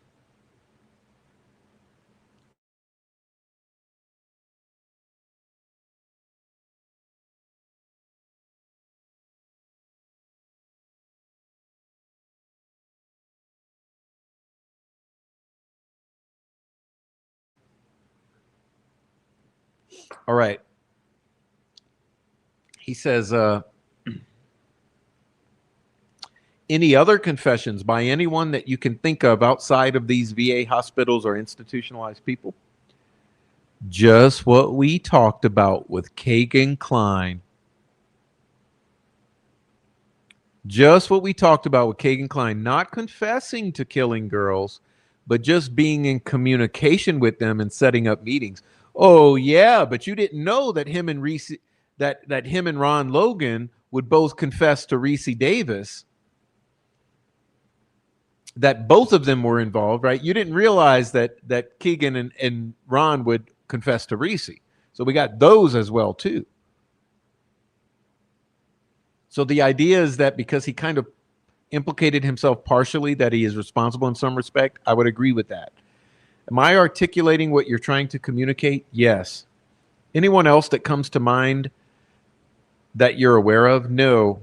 But what about anybody? Are you aware of any reports of anybody confessing their responsibility for these crimes to non-law enforcement people? There are probably a few, but again, the details that they would give to that person were not correct, I guess, for lack of better terms. Let me understand the question. You're asking me if Joe Schmo said that Brad Rossi confessed to killing girls. Is that what you're asking me? That's exactly what I'm asking. We've had some of those, but again, they've been followed up on, and I would have to look at the reports. I don't have any names off the top of my head. I did not personally interview anybody. You did or not? No, not that I can recall. Do you recall or do you know who would have been involved in those? I would have to look. Just depended at the time. Right. You didn't have somebody specifically assigned to these types of things? No, I did not. Okay, are you aware of any? I'm going to use the word loosely. Confessions of this type of nature from anybody around here locally? No. Somebody that might have been like, oh, that person lives by the trail or lives down by the street or knew the girls or their parents or anything like that. Oh, so you want to know if we got a tip from somebody? No, I'm just saying generally speaking. I don't care how the information was communicated. Are you aware of any confessions that were allegedly or purportedly made by anybody from this general area? No.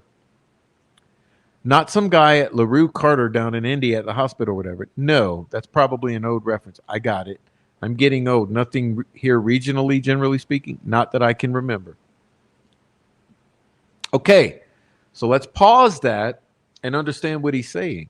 What he's saying is that, according to his memory, according to his recollection, they didn't have a single report of any confessions by anybody locally in the area of Carroll County. That's what he's saying. So he's trying to relay that according to him, to the best of his understanding, there was never a confession or report in about anybody confessing to the crimes. The only two he can recall are the two in Indianapolis at a hospital or two, and then maybe some somewhere else. Okay, put that in your notebooks. We'll fact check that later. Okay, let's talk about motive real quick. Have you drawn any conclusions about the motive for this particular crime? I'm asking you about your opinion. And then here's where he does the pivot. Okay, so he says pivot. Yeah, right. I believe that Richard Allen was going to attempt to abduct Abby and Libby and have some sort of sexual contact with them. And I believe it got interrupted and therefore he killed them both. Where have we heard this before? Where have we heard that before?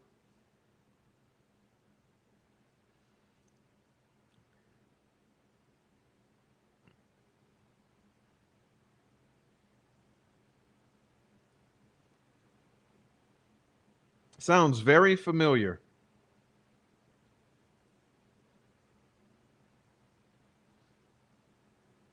It's not the first time we've heard that theory.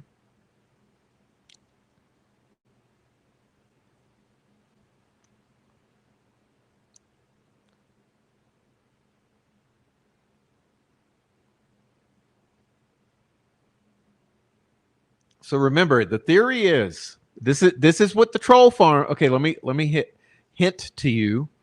This is what the troll farm was spreading around like jelly on peanut butter all pre-trial. Remember when they were trying to influence the jury pool and they projected that? Remember, they confessed by projection that their entire goal or motivation was to influence the jury pool. And the way they confessed that is by projecting it onto me and Noe, saying that me and Noe were trying to influence the jury pool and taint the jury pool. But we all know that that's what the troll farm was doing, because troll farm was coming out and saying this. Well, I think that Richard Allen was going to abduct Abby and Libby to go and have to sexually assault them, and I think he marched them across the water, and then he got interrupted, and then therefore got frustrated and just killed them both. That's the state's theory, right? So basically, Holman here is just repeating the troll farm Gray Hughes narrative here. And Rozzy says, is there any information that you've uncovered that suggests that's what this interruption was, or that suggests what this interruption was? Are you asking my opinion, or are you asking? I'm asking your professional opinion. You worked on the case. Okay, here's the answer. Here's the answer.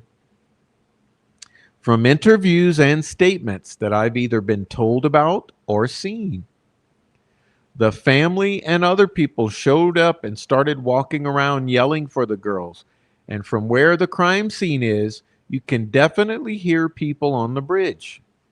Depending on the time of year, you necessarily can't see the bridge due to foliage or whatever, but you can hear people. So I believe that he was attempting to abduct them. That didn't work. He was going to sexually assault them there. That's why their clothes were off. And he heard people in the search party, got scared, killed them, and left. All right. Pause there.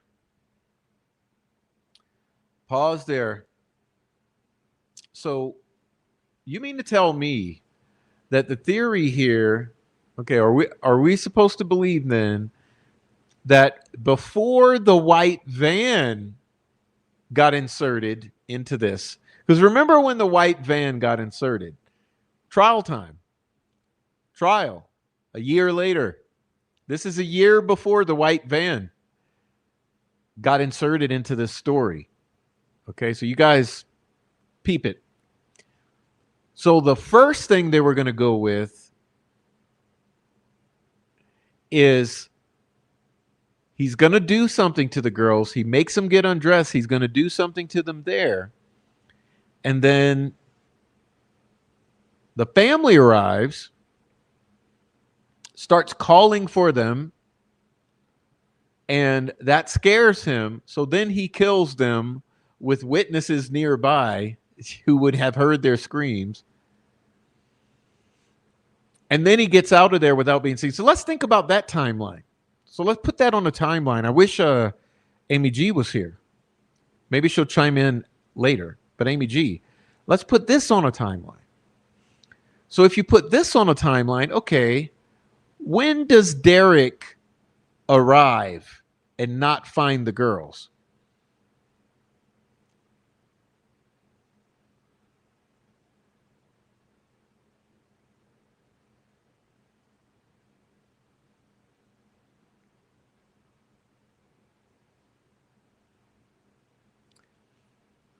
Remember, Derek's going to pick him up, right? He calls from Wilson Bridge, oddly enough. So oddly enough, his phone pings at Wilson Bridge because he makes a phone call from Wilson Bridge. He also identifies a vehicle at Wilson Bridge. He pulls in, allegedly, at High Bridge. No girls. When do people start literally calling their names? So I guess what I'm asking you all is, when do you suppose that this noise event from line 13 down to 25, when would this noise making have began? When people would have been saying, Abby, Libby, girls. When would all this noise would have been stirred up at High Bridge? I mean, I think I have to go back through the timeline and start putting stories together. And let's make a timeline of this hypothetical scenario, because this was what they were first running with. Because I'm wondering, does that time align with Richard Allen supposedly leaving, according to Sarah Carbaugh? What kind of time frame does that give us? Because to me, this timeline, you talking about the timeline of the white van doesn't work. You know how we said that this is clear, very, very clear that the whole white van spooking him, that story doesn't work because the timeline doesn't work. Because if you're spooked by the van, why do you go across the water and then loiter for the longest with two little girls who you're about to kill, while you have someone in an elevated position at Weber's property who could look right down on top of you? And where are the screams happening? Where are the screams? You're meaning to tell me he's killing two girls and no one's screaming? No, these girls, one witnesses the other get murdered and doesn't scream out, and no one hears a scream? And what about this timeline here then, where supposedly when the search party or the family members show up and start yelling for the girls, looking for them, this is supposed to be when he decides to slit their throats and then run out of there? And again, no one would have heard this either. I mean, if you ask me, neither one of those timelines work, and both for different reasons. I mean, they're preposterous, really. Okay, I better stop delaying. It's time to move on. Okay.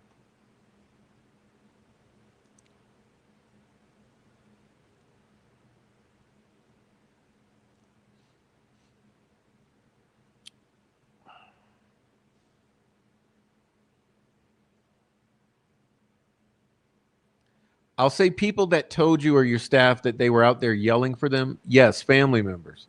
I don't remember exactly who, but it would have been the family members when they were contacted early on. Okay. So anyway, let's talk about these sketches. So we've asked some of these questions. I'm going to try and short circuit this a little bit. There were 2 sketches that were released to the public, right? Yes. The first sketch I'm going to call the Carbaugh sketch. That is correct. Are we on the same page? Yes.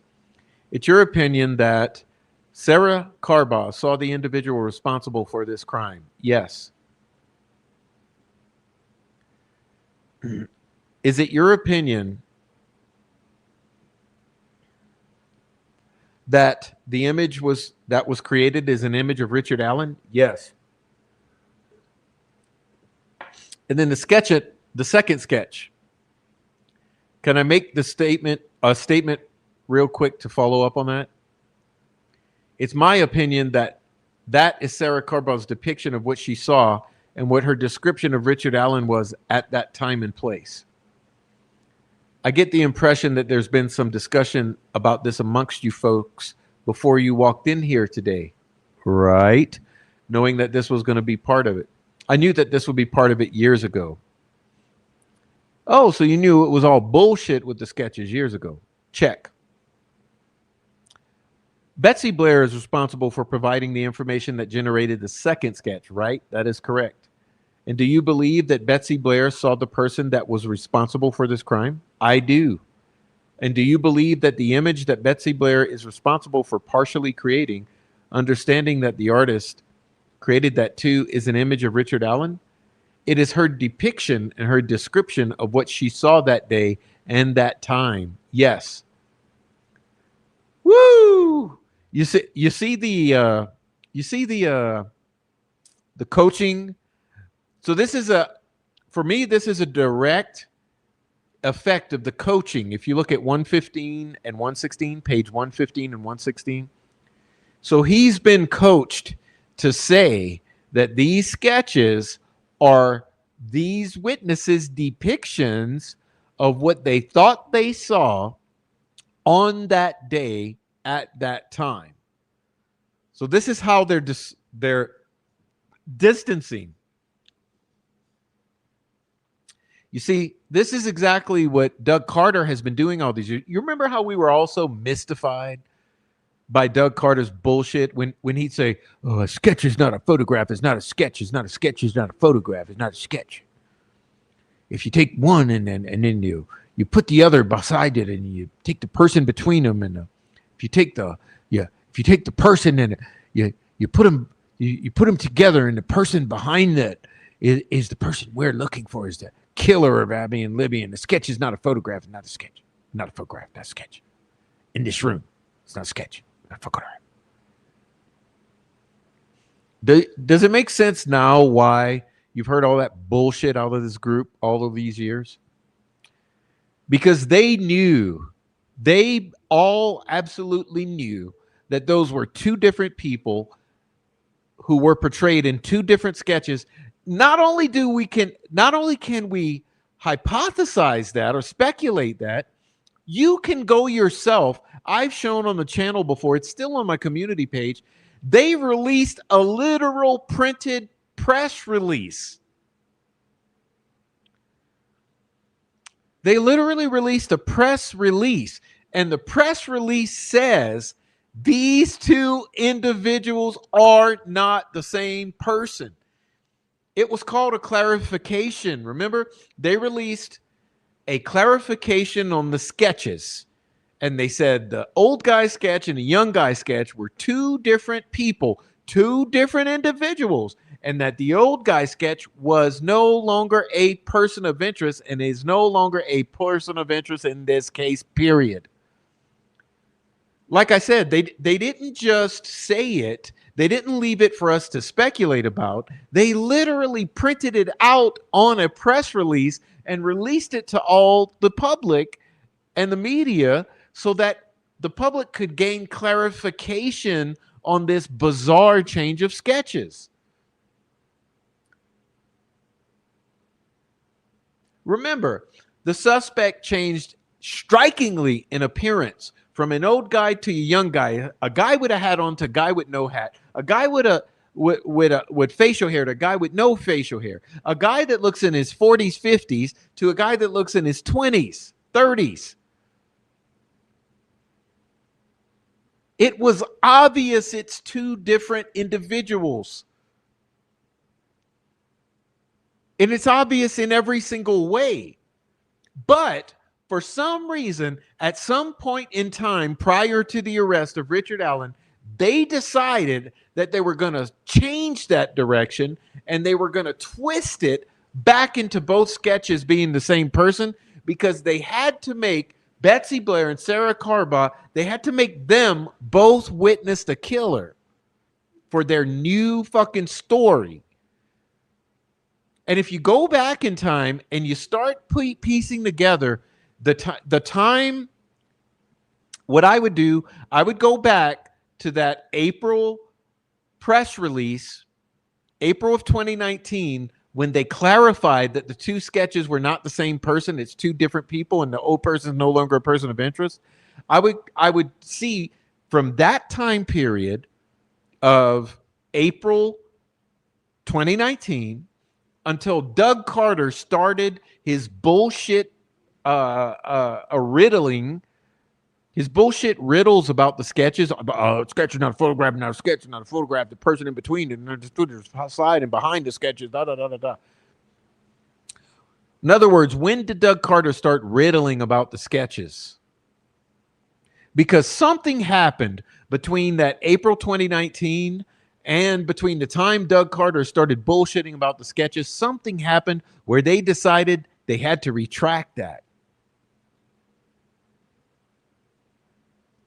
They had to then bend and twist and smear and pivot. And they had to turn back time and go back to a time when they could make both sketches work. In other words, they regretted April 2019.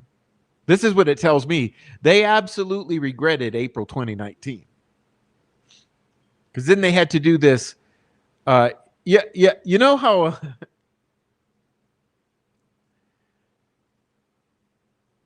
You ever watch people trying to mold pottery? And the thing will be spinning and they'll do something and it'll fuck it up. And what they have to do, they have to get the fucked up piece that they just spent the longest on forming into a pot or whatever. And then they have to take it and they have to smush it all back together and reform it into a ball and start all over again, which is basically what ISP did. Because by releasing that April 2019 sketch, by releasing that in April 2019 and changing the sketches, well, then when they, and announcing that it was two different people, then when they wanted to make that old guy, when they wanted to fit that square peg in a round hole, they wanted to make that old bridge guy sketch relevant again, then they had to smush it all back together and ball it back into a ball and reform that piece of pottery, which is why none of it made sense.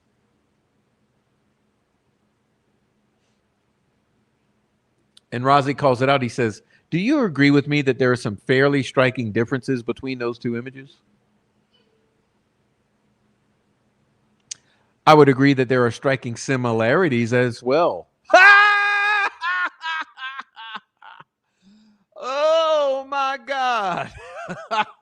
Let me do it. Sorry to be annoying. This shit is like, oh my God. He says, do you agree with me that there are striking differences between these images? He says, I would agree that there are striking similarities as well. Bruh, you gotta be fucking with me. Bruh. Oh my God. Or I would disagree and say that there are some differences in the sketch, but that's to be expected. Oh my God, bro. Oh my God. The heck?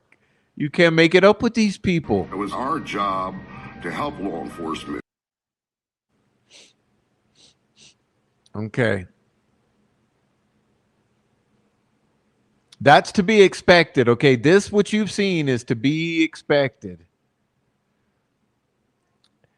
So Brad Rossi, again, he's consistently coming in with a little reason. He says, so if any person looked at that, just a layperson, do you accept as a fact that it would be easy to conclude that they're two different people? No. You think they're very similar? I think in my training and experience, there he goes with multi-syllable words. Remember, training is kind of hard to spell. It has two I's. Experience is more than one syllable. Remember, he always drops these terms. If he uses the word investigation, prosecutor, unified command, training, experience, he uses the big words. That's when you know it's bullshit. No.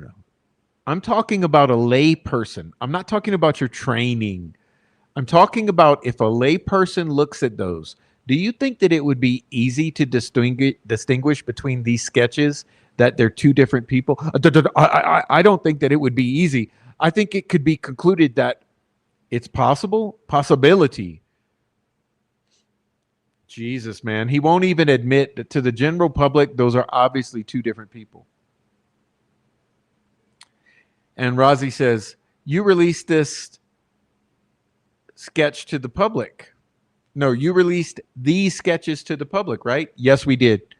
And you were asking the public to participate in identifying an individual. Yes. And part of that ask, so to speak, is that you might suggest to the public that we're looking for two different people.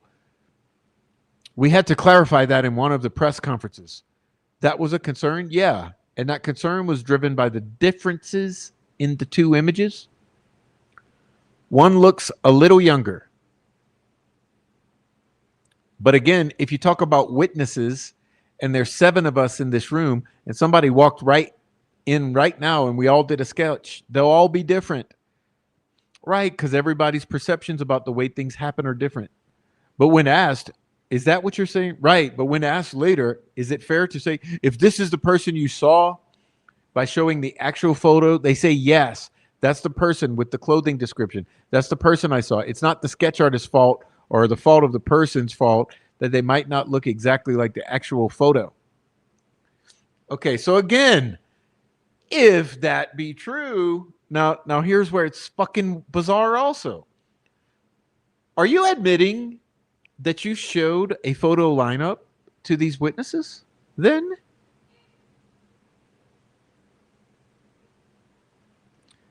Did either of these witnesses, did any of the witnesses, quote unquote, pick Richard Allen out in a photo lineup?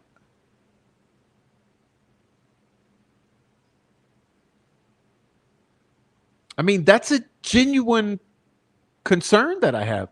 Did any witness at all ever pick Richard Allen out of a lineup? Did you show photo lineups to all of the witnesses, including Richard Allen? And did any of the witnesses ever pick Richard Allen out of that photo lineup?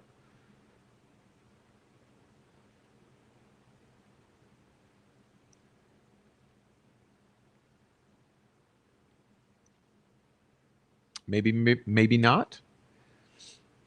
Because I would assume if you showed them a photo lineup that included Richard Allen and they did not pick Richard Allen out, might be a little problematic, wouldn't it?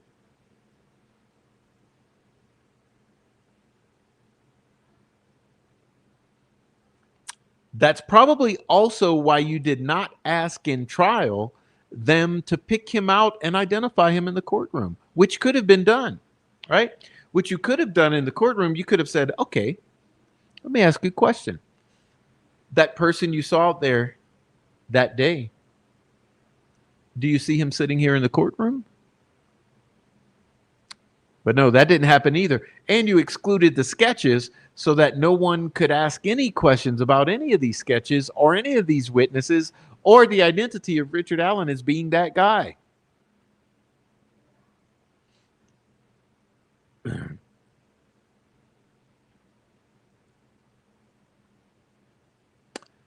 So Razi says, what are the similarities between the two in your opinion?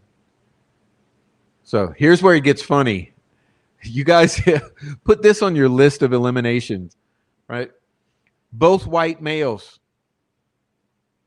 Okay, so let me see. How many white males in Indiana? Okay. Both had similar, well, the sketches. Both white males. They're both close in age. One looks a little older. Do you guys agree? Let me ask the general public. This is your case. This is not mine. Okay, this is your case. Hey, general public, do you agree that from the two main sketches that those individuals look similar in age? Do you agree that they look close in age, the two different sketches that law enforcement released? Do you agree that one only looks a little older than the other?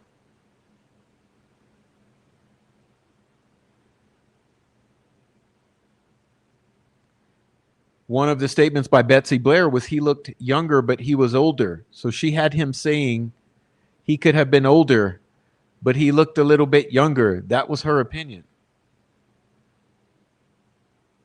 So he was skinny, but he was fat, pretty much. Yeah, I guess you could say that.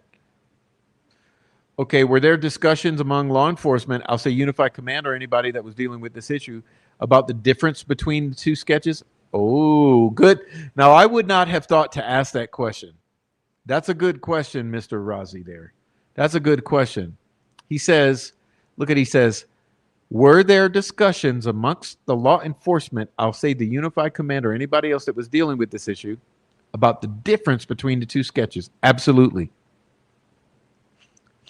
Was that a concern that was so much so you were going to address this at this press conference? It was part of a script, so to speak. Right. We, obviously, you referred to a layperson. We wanted to do a little bit of education, saying this is not uncommon for someone in different positions, different age, different lighting, different angle, to describe someone differently than another person. So focus on the mannerisms. I think Superintendent Carter at the time said focus on the video, the short video. We said focus on the mannerisms, focus on the clothing. But these are the sketches that we had, and we wanted to give that to the public. So let's talk about the clothing too. One in all black, who's tall and muscular. Right? One dressed like bridge guy who's young and beautiful. In all blue. Blue jean, blue jacket, blue jeans, blue jacket, blue jeans, blue jacket. One in all black, black, black, black, and black. He's in all black. He's this tall, looks like he could rip your arms off, very muscular. You know what I believe? I believe you got two different sketches because it's two different people. I think there's two different people witnessed out there. One in all black, tall and muscular, and one blue jacket, blue jeans.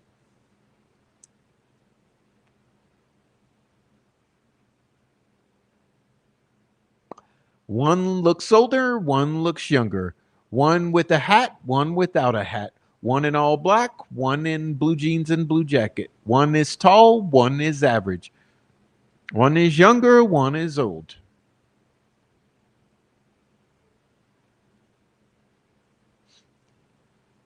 So there was a script in that was in place to address the concerns about the differences between the two photos.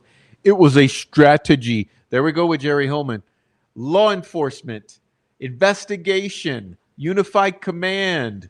What was the other one? Investigation. What was the other one? Statements, prosecutor. You know.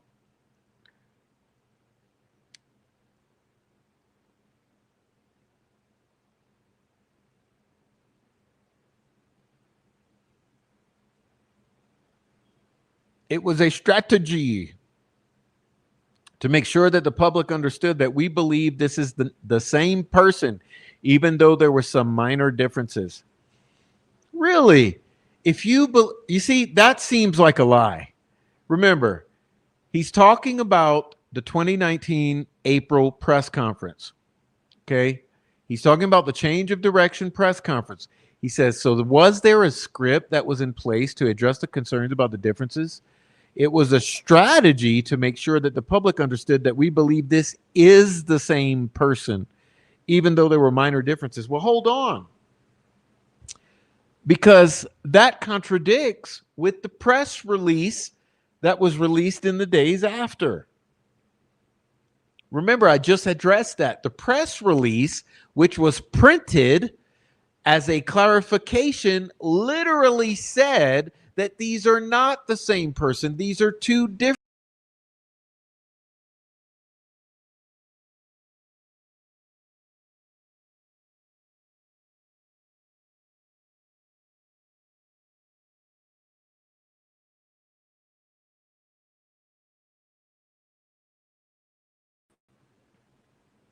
Whoops.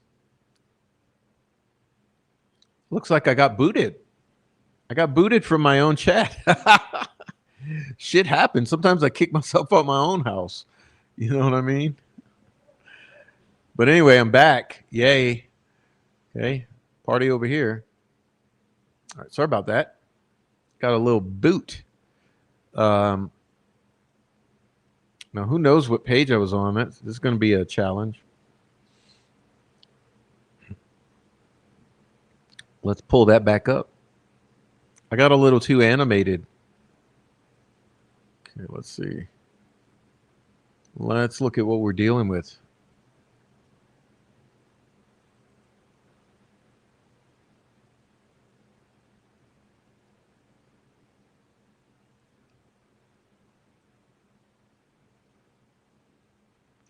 All right, here we go. He says, there was a strategy to make sure the public understood we believe this is the same person. Yeah, and I was saying, it's clearly that's not true, because if you were trying to make sure law enforcement believed it was the same person, then why did you days later release a press release declaring that it's not the same person? There's two different people.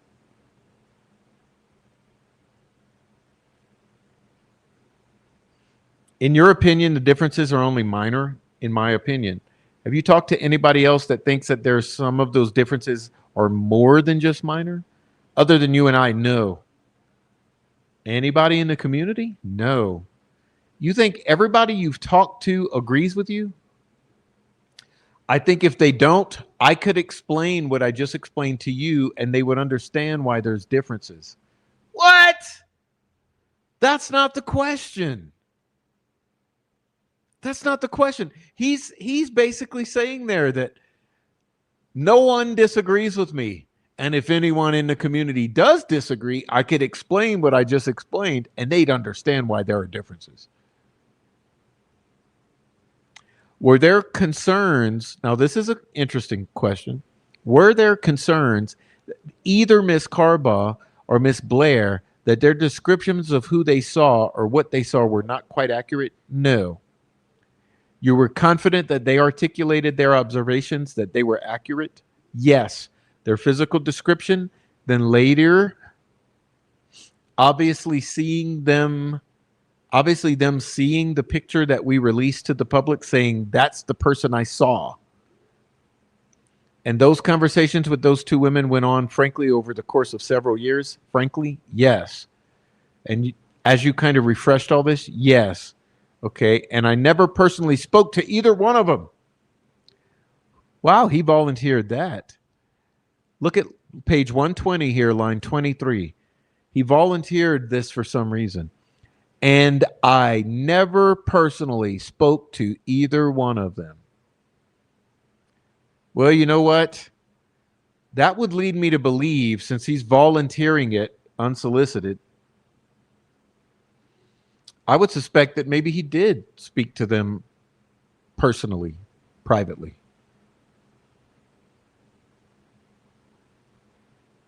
I never personally spoke to either one of them. No one asked that. Okay, so he changes gears. He says, let's talk about the roles of the agencies here. This is more administrative. So I think I've heard now that basically, let's talk about from a material standpoint, a substantive standpoint.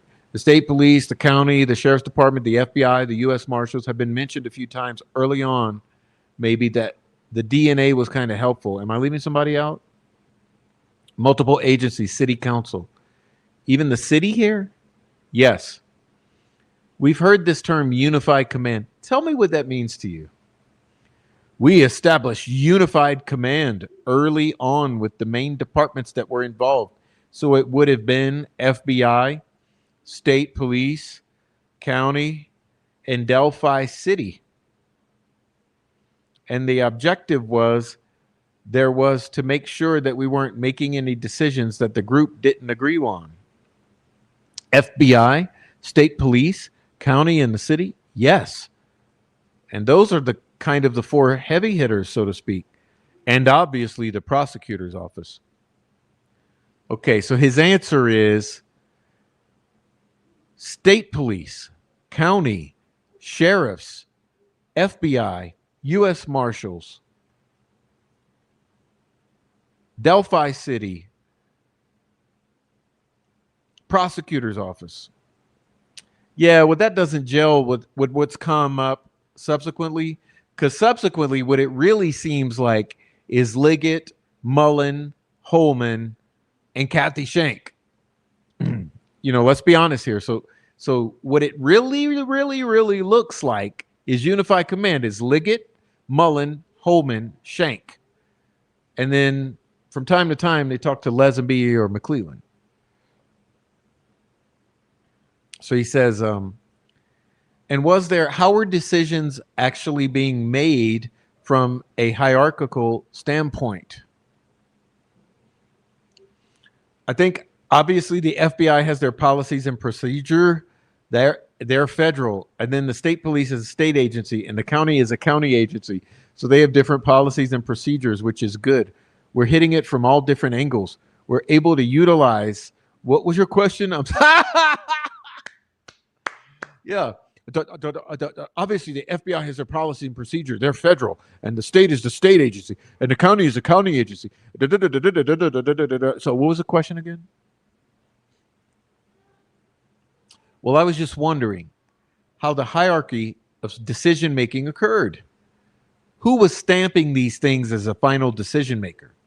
Sure. Unified command, not just one person. So we established early on no egos. It's just yours. No, let's be honest here. Unified command ultimately came down to Jerry Holman. I mean, it's been clear. We've read through all the documents. Okay, we've read through all of the documents. It's Jerry Holman. And like I said, with the advice of Liggett, Mullins, Kathy Shank, and McClellan. So we established early on no egos. Let's make decisions for the better of the case. We owe that to Abby and Libby and their families. So decisions were made on what's best for the case, not what's best for the FBI, state police, county, city, and not one person would make the final decision. So, for example, I don't have any specific examples that I want to give, but let's just say, there's 7 of us in here. So we're not going to agree on everything. So if one person didn't agree on the next step or strategy that we're going to do, we wouldn't do it. And we would talk about it and discuss pros and cons. If that person changed their mind and said, hey, you know what? I thought about it. You're right. The pros outweigh the cons. This is for the better investigation. Let's do it. And that's how we made our decisions. So I'm assuming you've been involved in other investigations where there's multiple agencies? Yes. So have there been circumstances in the past where you've been involved where agencies are making decisions just based on what's in their best interest? Yes. Has that been not helpful to investigations because of that? Very detrimental to investigation. Very investigation. Again, that's his favorite word is investigation. It's an important sounding word. Did that ever happen in this case? No, not decision making. No. Were there any conflicts between different agencies and how to proceed with the investigation? Not just one cop or another cop. I'm talking about, yeah, I understand your question. Yes, there was. Tell me about those conflicts. At some point later in the investigation, the FBI, Rich Davies had retired, Mike Peasley had been reassigned, and we really didn't have anybody. We had a couple people, but they were in and out switching. At that point, the FBI would come up and say, hey, we're going to do this. We need this information, and then in return, we'll give you this information. Or we would ask, hey, we need to see your report on this or that. And at some point, they weren't giving us the information that we were requesting. And so that caused some issues above. Like nothing you said within the investigative team, but it was brought up in briefings in the chain of command. The chain of command, majors, lieutenant colonel, superintendent found out that there was an issue, particularly trying to get a video that I forget what they're called. I want to get the acronym right. But anyway, they had a team come up early on and went around, collected all the surveillance video, documented it, gave us a copy. We were looking for one particular, the Mari Mart or Mini Mart here in Delphi. And we did not get that. And then there were some issues with that. And so there was some tension because of the flow of information wasn't what your team wanted between the two entities. Correct. And then there were some finger pointing issues. Oh, what was the significance of the video from the Maramart? What is the Maramart? I'm sorry. Okay, let's hit the brakes. Because this is funny now. Like I said, remember how I said, this is a cock measuring contest, like beyond what you could imagine, right? And we've known that all along. We've known this. Something was up here. We knew there was some kind of cock measuring contest going on with the Delphi team and the feds, okay? So that's, if you ever had a doubt if there was cock measuring going on with the feds and Delphi investigation, let's open the eyes. Okay? So what it appears here is that this is breaking through to the surface, right? So he says, let's go back over that. He said,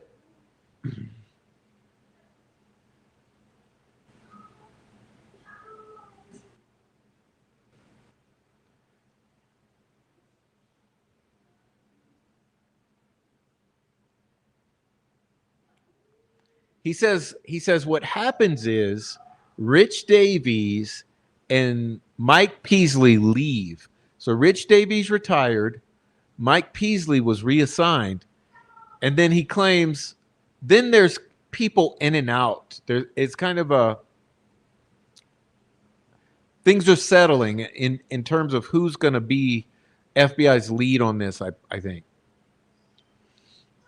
But then he gets into the ego battle. Listen to this. At that point, the FBI would come up and say, hey, we're going to do this. We need this. And in return, we're going to give you this. But he says, but we would ask, hey, we need to see your report on this or that. And they weren't giving us information that we were requesting. And that caused some issues.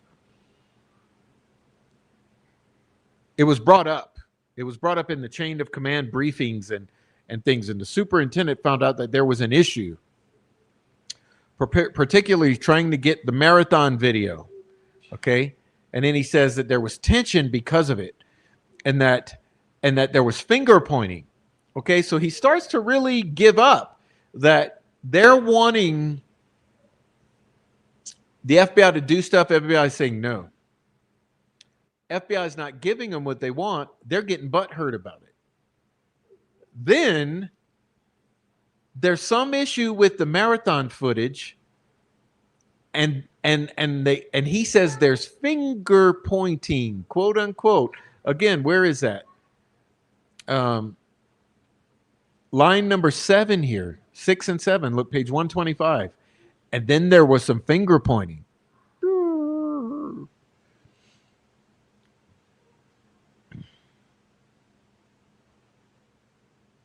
So he says this is the little gas station, the marathon footage, right?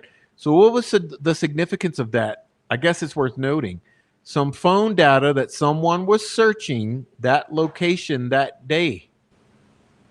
Okay, who do we know was searching the marathon that day? Come on, guys. You guys are hard hitters. You're heavy hitters here. Look at what he's talking about. He's talking about line 23 and 24. What is the significance of the marathon footage? Some phone data that someone was searching that location that day, the day of the girls.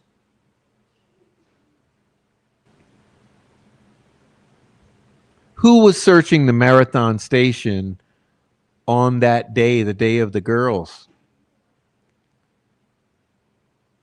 Page 125 at the bottom. So theoretically, he says, somebody was in the parking lot or in the building somewhere near that site. No,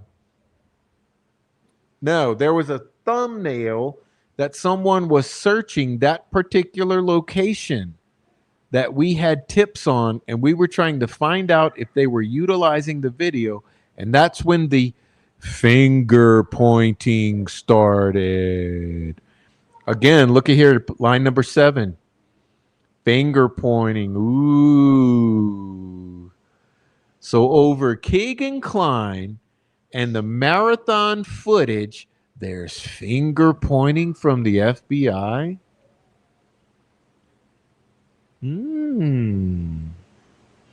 So you're already butthurt that the FBI has. In other words, what it tells me, the person you had control of at the FBI left. Then there's a power vacuum and some other people get in there, itinerantly or whatever. You don't have the same kind of control over them, which you call cooperation. So now you're upset with the FBI because they're not doing what you want. Let's put it that way. So Delphi is upset with the FBI because they're not doing what they want anymore. And they say that during this period of upsetness, the FBI starts finger pointing over the marathon footage.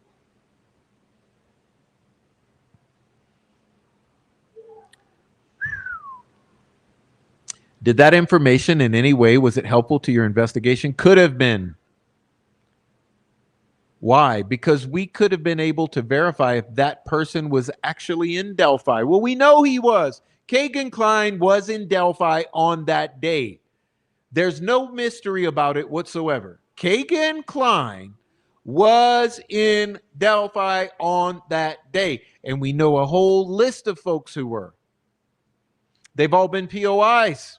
They were all there that day, and it's known.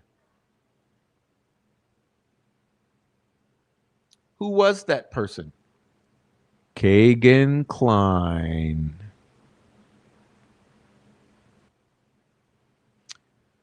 Okay, so I guess I'm asking a fair questions.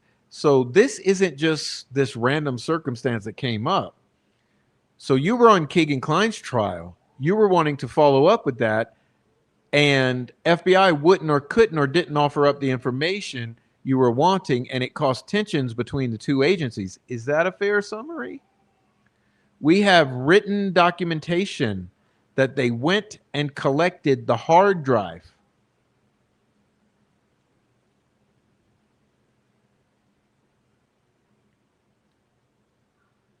And that your brother, Josh Rozzi, was supposed to collect that. Did I just fucking pass out? Did you guys just hear that? Did you hear that?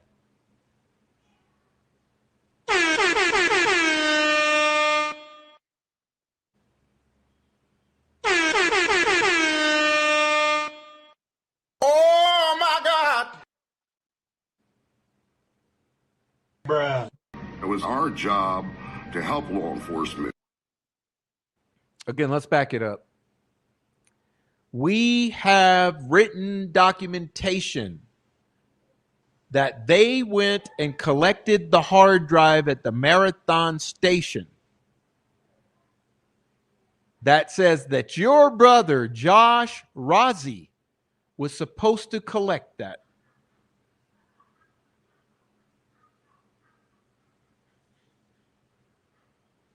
I knew that was going to happen at some point. Sorry. No, it's okay. It's just the story of my life. So they said Josh Rozzi was supposed to collect that. But Josh Rozzi's role was not going out and collecting video. His role was early on, people would bring phones to him at the command center, and he's a DMRS certified. So when the superintendent found out that they were trying to finger point to the state police, and particularly Josh Rozzi, that struck a nerve with him. And we thought that it was very pertinent to the investigation. And when they said that they weren't the ones that went and got it, and that we were, and that caused some issues, and Superintendent Carter stepped in and took care of those issues.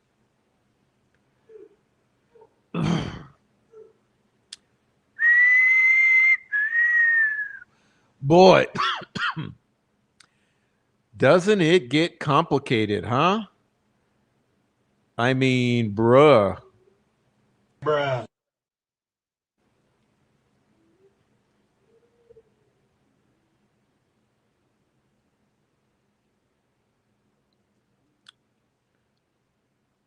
So, FBI says, let's put it on the screen again. They sent someone to collect the hard drive from the Marathon station. The person who goes to collect it is Brad Rozzi's brother.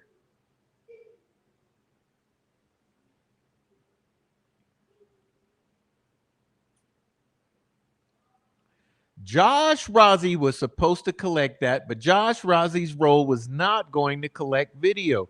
His role early on would be people would bring him phones. When the superintendent found out they were trying to finger point at Josh Rozzi, it struck a nerve and pissed off Doug Carter.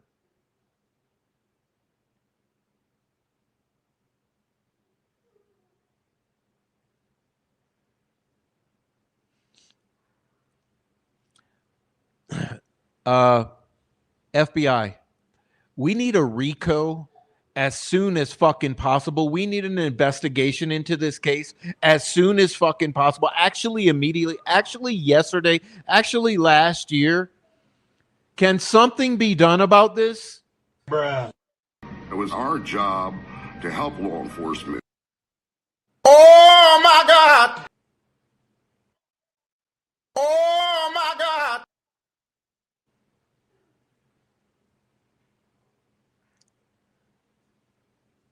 It's unbelievable. It's also unbelievable. To your best of your knowledge, did Doug Carter basically tell the FBI that he didn't need their assistance anymore? I think you'd have to ask him, but I think his statement was there's no federal nexus in this. Please turn over all your information to the state police and we'll take it from there. You would have to ask him. You didn't have that conversation with these people? No, but he told you what he said. He told me. You're summarizing, and we ended up getting what we believe is all the information that the FBI had. What you wanted? Well, we didn't get that. Can you believe this? I mean, everyone within the sound of my voice, can you fucking believe this cock measuring contest with Brad Rozzi's brother, Doug Carter, the FBI, Jerry Holman, the Delphi fucking city police, the state police, the Carroll County law enforcement? Can you believe this cock measuring contest?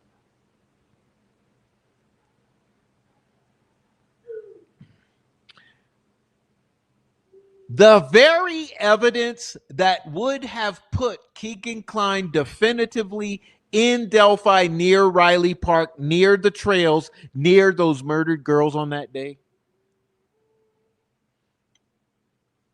Like, you gotta be fucking kidding me.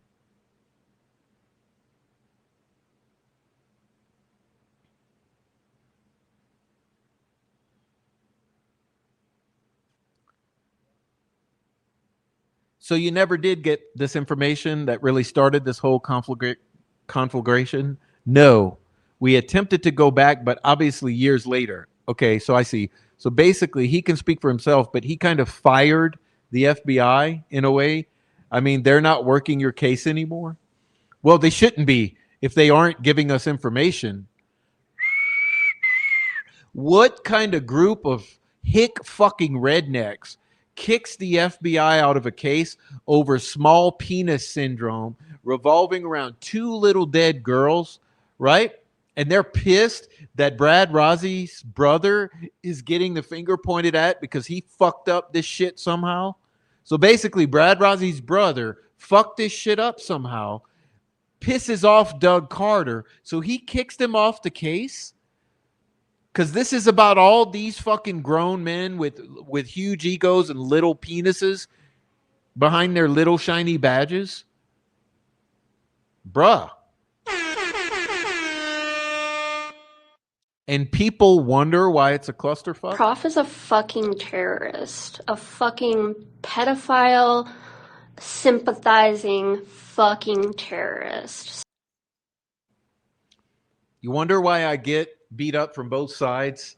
For anyone new here, in case you're wondering why both fucking sides have been harassing and fucking stalking me and trying to kill me for 3 fucking years, now you should understand why. Because you got very few people out here critically questioning all of this shit that's so obvious to the general public. Very few people out here yelling about it, and I'm one of the loudest voices. So yeah, both sides want to shut this one up.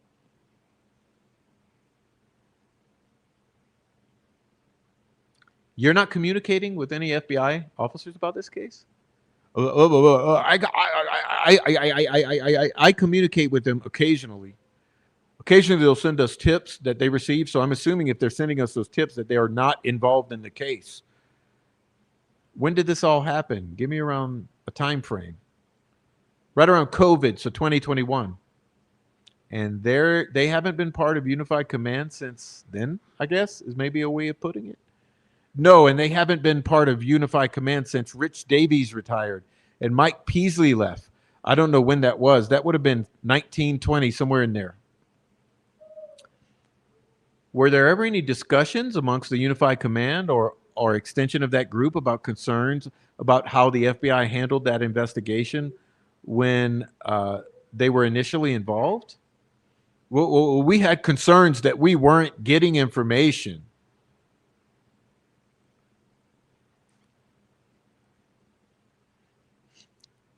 You know, it was like pulling teeth to get a report, and they're 302s, I think they're called. But there was concerns that we weren't getting information that we needed to help, I guess. But as far as the investigation, I think they did a fine job just sharing the information they were having issues with. So you mean you'd rather not have the assistance of the FBI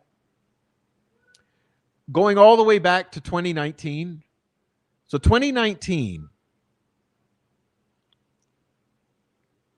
So you go all the way back to 2019.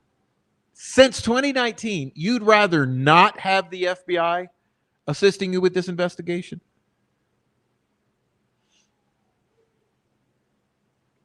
Although there were concerns that we weren't getting information we needed to help. But as far as the investigation, I think they did a fine job. It's just sharing information that we were having issues with. So some of this incident or circumstance which prompted Superintendent Doug Carter to pull the plug was also precipitated by some other smaller or less significant issues? Yes. Whoa, how petty can you be? They were kind of similar, frankly. The flow of information, yes.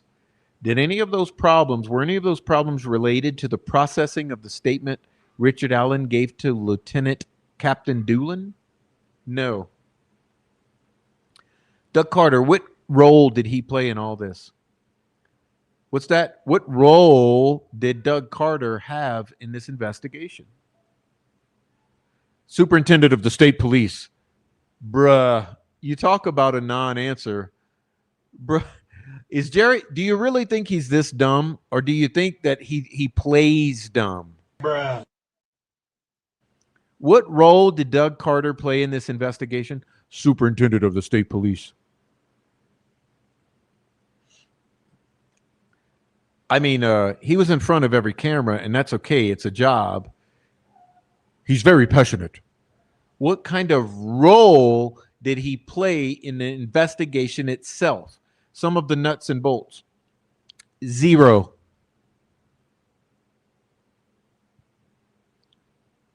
Zero in the actual investigation. Zero. His role as the superintendent to give us the manpower, resources, and funding that we need to conduct the investigation. Now, he's very passionate. It's not uncommon for him to show up at major crime scenes, officer-involved shootings, anything like that. He's shown up at the ones that we've worked, just shows up, hey, what do you need? So it's not uncommon for him. He's a very passionate about it. But his role as far as the investigation is zero. He's not an investigator. His role is as the superintendent. He makes sure that the state police is providing the necessary resources, manpower. For example, David Vito was fully assigned to this investigation because Jay Harper could retire at any time. That was his decision to allow us to bring in a young detective or trooper and teach him what to do. So you use the word passionate. He strikes me as he's also kind of very involved. Superintendent. Yes, very. And that's a fair word. Yes. And maybe he's even a little bit controlling of a superintendent, more so than maybe what you've dealt with in the past. No. I wouldn't say he's controlling. I've told him no, and he's understood. But the state police has an information officer that typically stands in front of the microphone and is trained to speak to the public, right? Yes, we do. And I noticed that he took on that role in this case, in some respects, in a more extensive fashion than the press officer. Would you generally agree with that? We had some issues with the sheriff and the superintendent, and we discussed those. And I think if you look at the case as it went on, there were less people talking about it. Whoa. Hold on. We got to wrangle that one. So another cock measuring contest rises to the surface. We've already known about this one. right? Tobe Lesenby, Doug Carter. A little headbutting, right? Tobe Lesenby, Doug Carter. We've, line number 18 here, page 132. We've had some issues with the sheriff.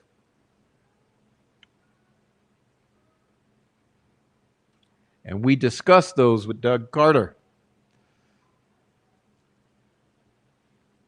There were some concerns about how information was getting to the public, and you think he was part of cleaning that up? Yeah. We wanted one person. We wanted one voice. We didn't want multiple people talking, because obviously that's when discrepancies occur. Not if they're telling the fucking truth. Okay, fact check for my viewers. If everybody's telling the truth, are there going to be discrepancies?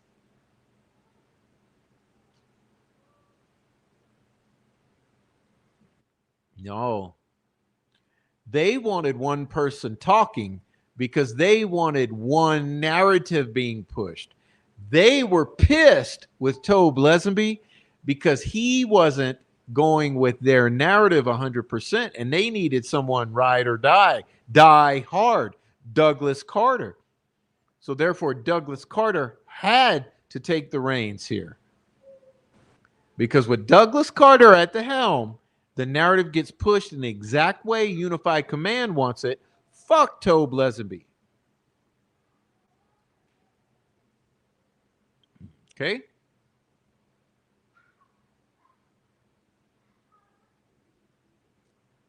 We didn't want multiple people talking. So because he's passionate and well-spoken, we did ask him to do a couple of the press conferences, and he agreed to do so. But the information that he released, I don't want to say approved, but was reviewed by Unified Command. Scripted, there were some things that maybe we didn't want him to say, and he didn't. Narrative control, Doug Carter, check. Let me get back. Just one thing I kind of forgot to ask you about with the second sketch that was released, I think in 2019. Superintendent Carter mentioned in that press conference, that this person could be right in this room. We all heard that. And if we act like we don't, then we weren't really listening. What was the intention of that statement? I talked about Pazzapoli and the other guy. We had them come in and had some strategy with that. Our strategy was so basically, for lack of better terms, call out the person, tell them, hey, we're on to you. We're watching you. We're coming after you. Whatever comments he said, but it wasn't strategically pointed towards that person to see if we could generate more information or maybe get him active again and maybe make mistakes. And we would be able to flush a rabbit out of the bush. Yeah, there you go. Okay, but at no time was there any suspicion that the person who committed this was right in the room, like from a literal standpoint? Literally, no. So the information that was provided was not done because of the accuracy of it. It wasn't a genuine statement. It was meant for other purposes. It was genuine, but it was strategically planned. Yes. It wasn't accurate. We did not know that the person was in the room. Some people could have surmised that maybe it's the arsonist, right? That likes to watch the fire. But that was not the case here. No. At any time, did you have any suspicions at all as to who you were talking to, as to who he was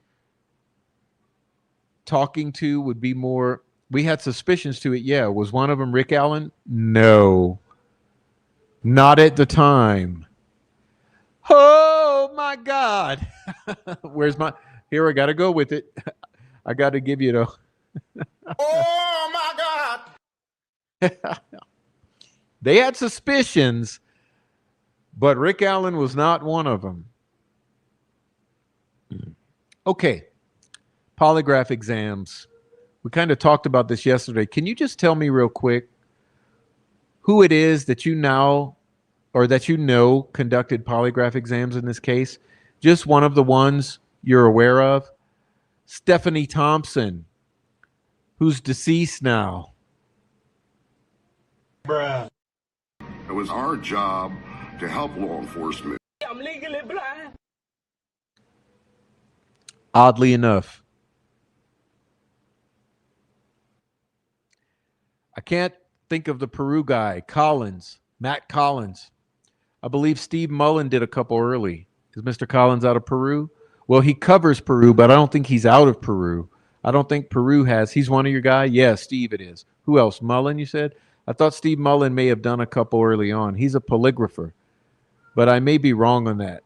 But I know he did. I'm cutting off because I'm a little impatient in life. Not with you at this point. No, you're good. Anybody else you can think of?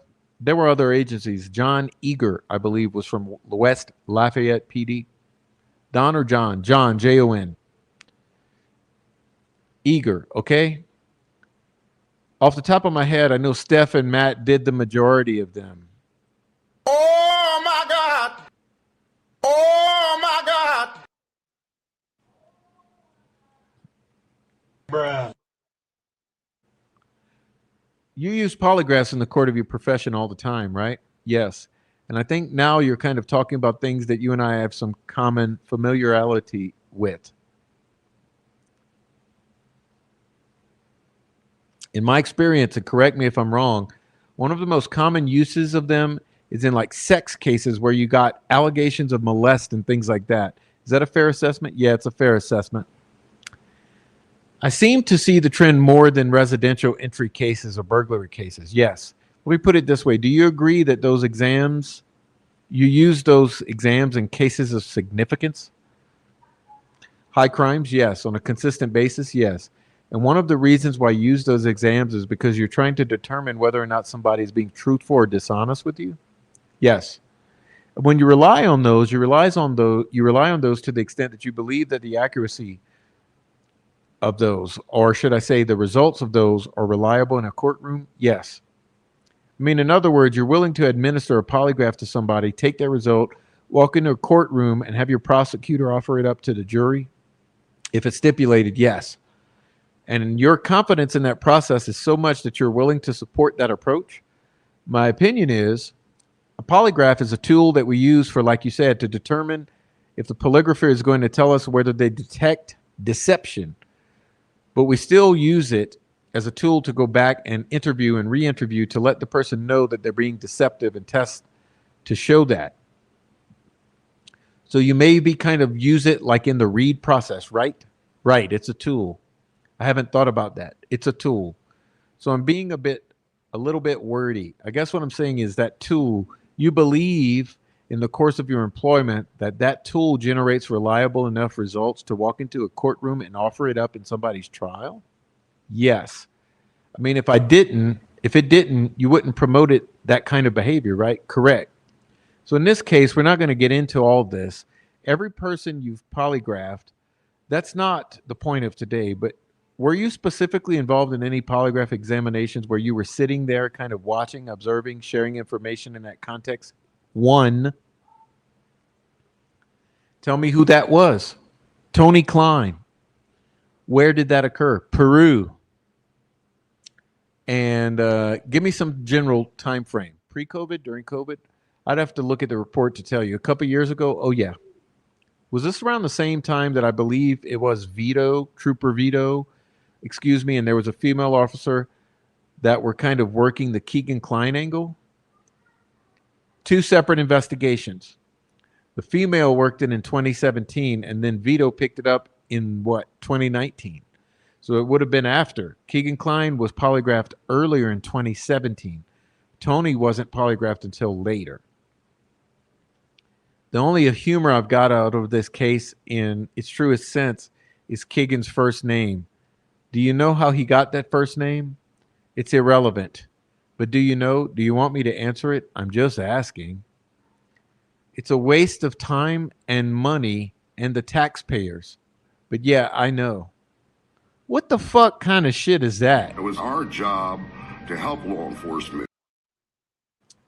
You don't think they've wasted taxpayer money before he can't just answer the question? Okay, so it's irrelevant and a waste of taxpayer money and time.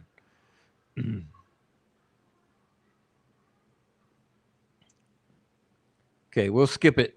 So with the polygraph exams, that's the only one you participated in is the exam with Tony Klein that I observed partial. Yes. What was the result of that? He passed.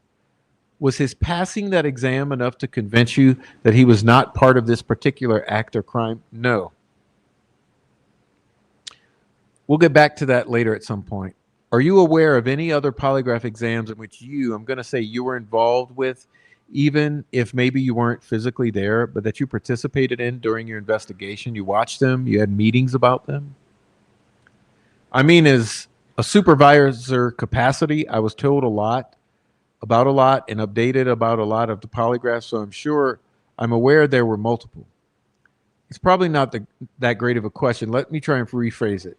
Did you catch any other exams, like actually sit down with popcorn, so to speak, and watch the videos of the exams themselves? I watched some of the videos of exams, yes. Okay, but I wasn't there for the exams. Yeah, I understand that. But do you remember which ones you watched in particular? Keegan Klein's first polygraph in 2017. I think that's the only one I've watched. Others were they would just tell me about it. Just getting reports? Mm-hmm. You're shaking your head, yes? Yes. Were there any times during this investigation where you had recommended seeking an arrest warrant for someone other than Richard Allen? No, I don't think so.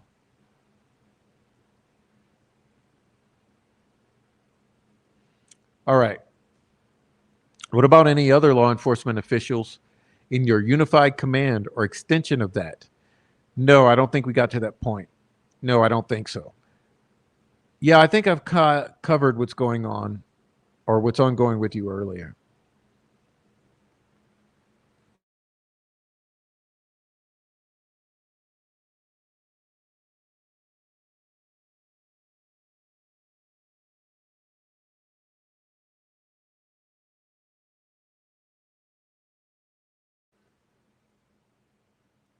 All right, guys. So here's what's going to happen. We will pause there for the time being because what happens there is McClellan comes in and calls for a break. Okay. At that point, McClellan calls for a break. So there's a break at that point, and we're at the 3-hour mark.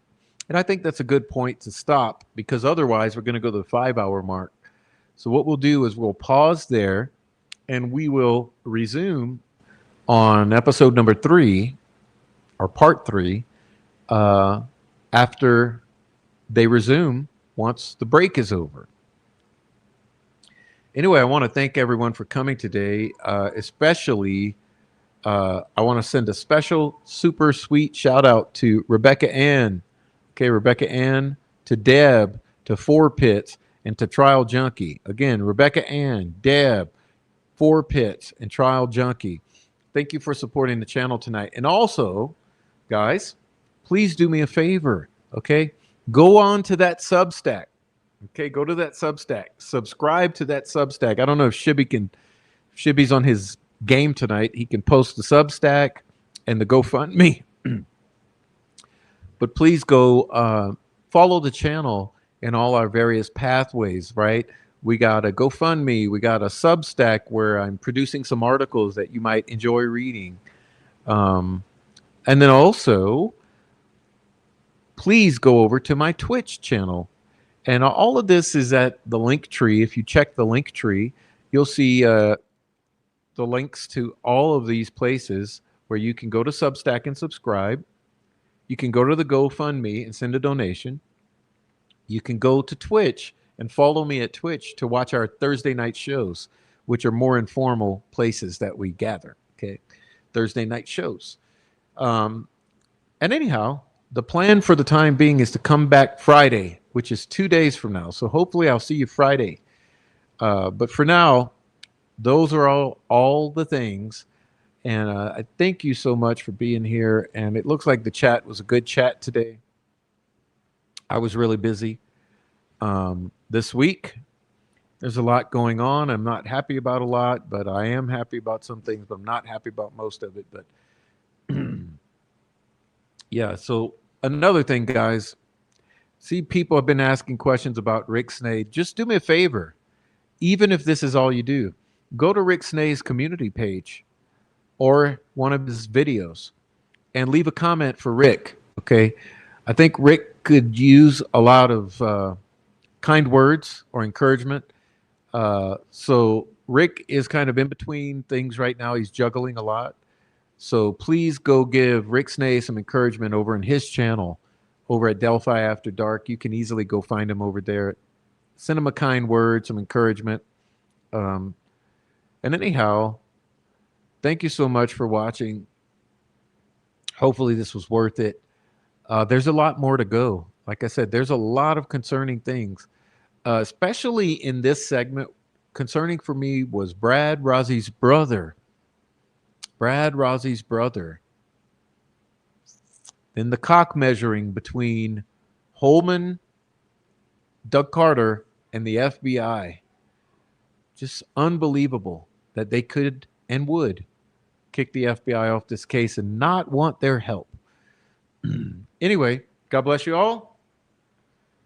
Hug your kids, hug your wife. If you're on the replay, please do me a sweet, nice favor and leave some comments down below.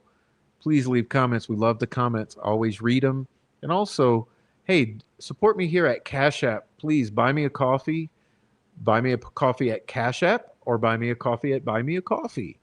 Please support the channel. I need your support. Hey, guys, it's been a slim month over at the GoFundMe, so I need the support. Please do support the channel. Appreciate it. It'll keep me coming back more often. So with that being said, special shout out to my mods. An extra special thank you to Shibby for being the main mod and helping out in the chat.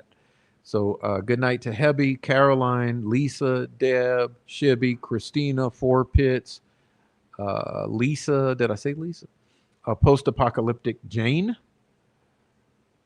Okay. Also, Carol was here. Hey, Carol. Rebecca Ann. Nancy Drew 101. Hey, Nancy Drew. Trial Junkie. Miss Pie Crust. Caden.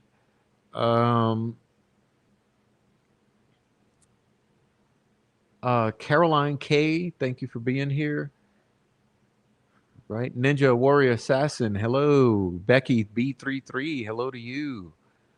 Elizabeth Jones. I know you said you had to go. It was getting late. Good night to you, Elizabeth Jones. Hope you catch the replay. All right. Who's here super early? I want to say hello to everybody, but a lot of people I don't know. But Laura Lee, hello to you. Okay.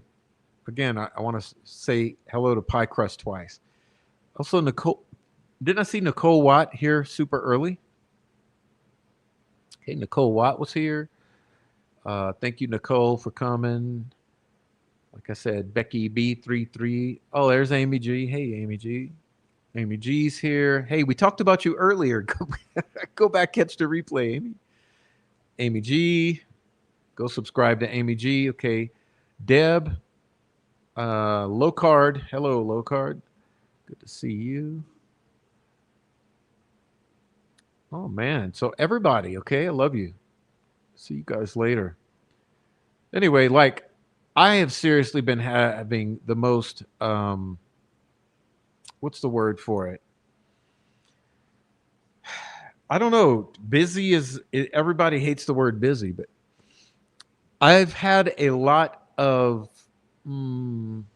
errands, a lot of errand running, and a lot of business to take care of. You know, the best word is business, but business to take care of on so many fronts, including on all these websites and all the things I have to be doing with my businesses, and all running around town taking care of other business. So I've been extremely, I guess you could say, busy in that way, but really just working. I've just been working a hell of a lot. So it's been taking up all my time. And we're still preparing for winter because, as you all know, I live in the mountains and we got to prepare for winter. It's not just it comes when it comes. I have to get everything ready out in the yard and in my vehicle and with life for the snow storms that are surely to be hitting us soon. So I've been preparing for winter, and that's been a whole other headache. So it's been extremely crazy time. But hopefully, as we ease into winter, my schedule will get different. And like I said, this channel is changing. We'll stick to Delphi on Friday nights. I'm going to be doing a bunch of other things. You'll find out what that is. I'm sure some people will leave, and that's fine with me. I've already kicked some people out. So if you leave, you leave. If you stay, you stay. Remember, I do have another channel called The Prof True Crime. That's where the true crime is going to live forever, because if I end up taking down all the true crime or avoiding Delphi on this channel and transitioning to other content, you can always find my Delphi content on The Prof True Crime. Okay? So don't worry. If I end up totally revamping and changing this channel, you'll still have my Delphi stuff over on The Prof True Crime. So don't worry about that either. But we'll see you later. And special thanks to Heavy Metal Rehab, Lisa, Deb, Sweet Dude Shibby, Caroline, Amy G, and everybody else. Want to say thank you for everything that you've done to help, especially Carol. Tell Noe hi. And hey, there's good things going on behind the scenes that I'm not going to tell you about yet until it drops. Okay, but if I were you, I'd go subscribe to my Substack. All right, so anyway, that being said, I'm out of here. Oh, shout out Criminal Network. I saw him come in. Okay, I saw Criminal Network come in. Special shout out Criminal Network. Okay, my brother from another mother, Criminal Network. He's over there in California doing what he got to do, living it up, being a superstar. All right, so shout out. I saw him come in with kind words. We haven't seen him lately, but good word to you, Criminal Network. Anyway, good to see Criminal Network. And we'll see him next time. Hopefully he'll come back around. So see you later, Criminal Network. And shout out. Okay, hug your kids, hug your wife. That's all I got to say. This is Delphi. Well, obviously, we have a rapist in Lincoln Park. He's climbing in your windows. He's snatching your people up, trying to rape them. So y'all need to hide your kids, hide your wife, and hide your husband, because they're raping everybody out here. Oh my God!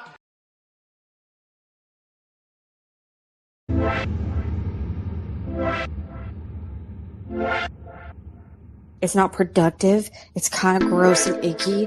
And I feel like it tells us more about them than the people they're trying to degrade. They're always trying to degrade someone. Prof is a fucking terrorist. A fucking pedophile, sympathizing fucking terrorist. Oh my God! Fuck you. Fuck you. Fuck you. Fuck you.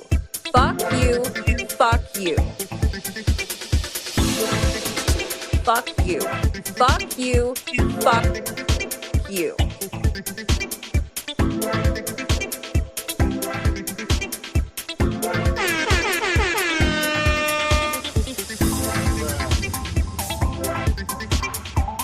Prof is a fucking terrorist.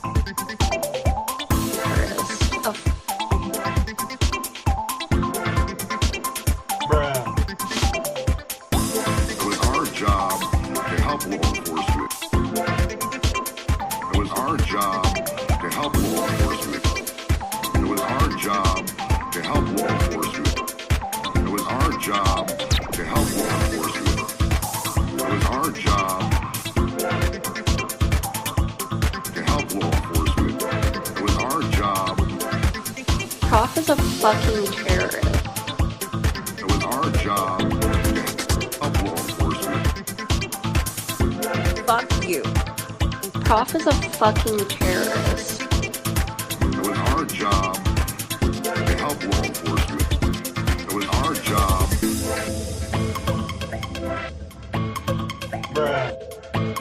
It was our job.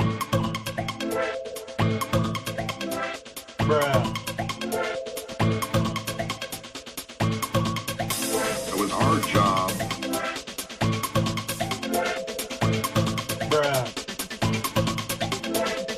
It was our job to help law enforcement. It was our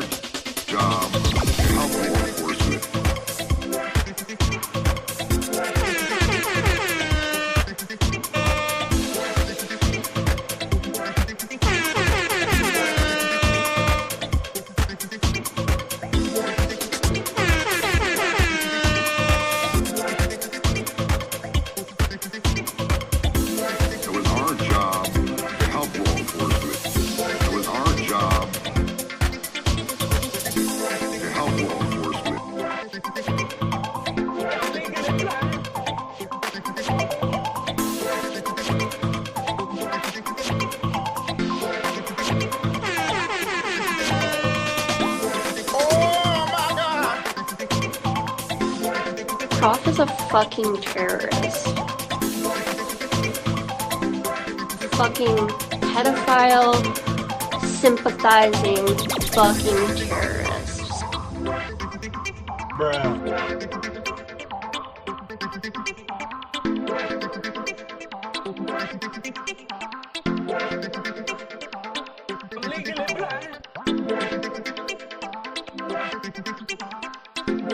It was our job to help law enforcement. Fuck you. Fuck you. Fuck you.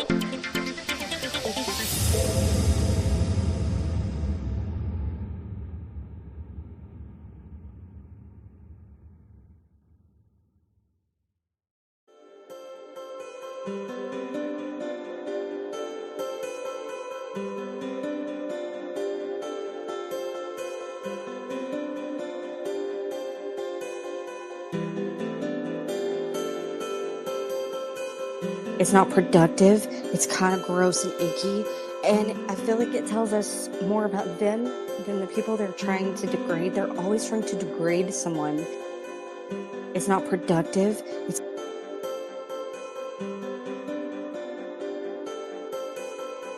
It's kind of gross and icky. And I feel like it tells us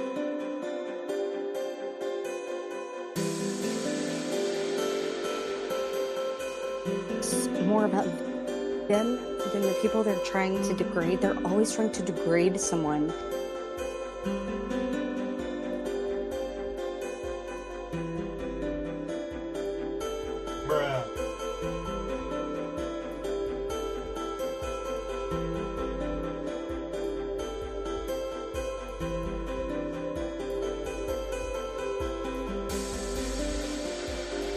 It's not productive. It's kind of gross and icky.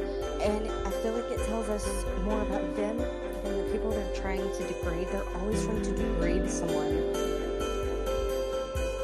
Prof is a fucking terrorist.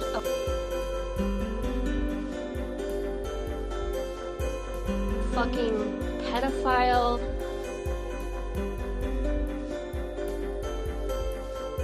Sympathizing fucking terrorist.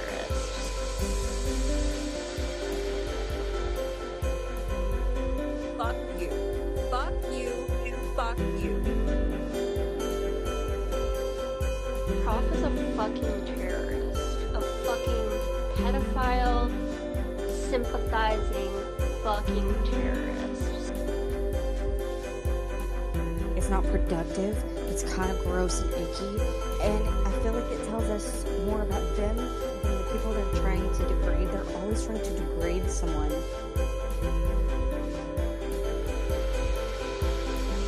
Prof is a fucking terrorist. A fucking pedophile, sympathizing fucking terrorist.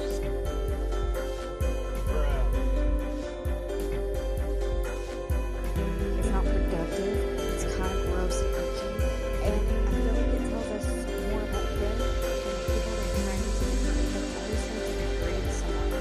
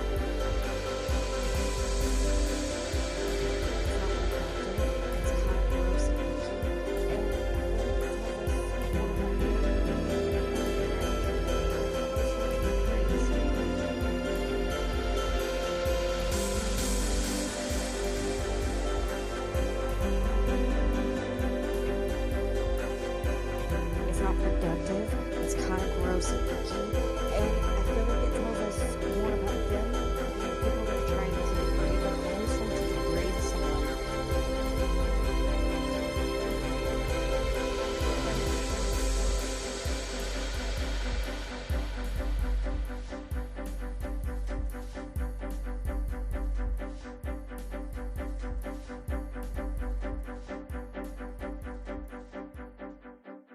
I'm legally blind.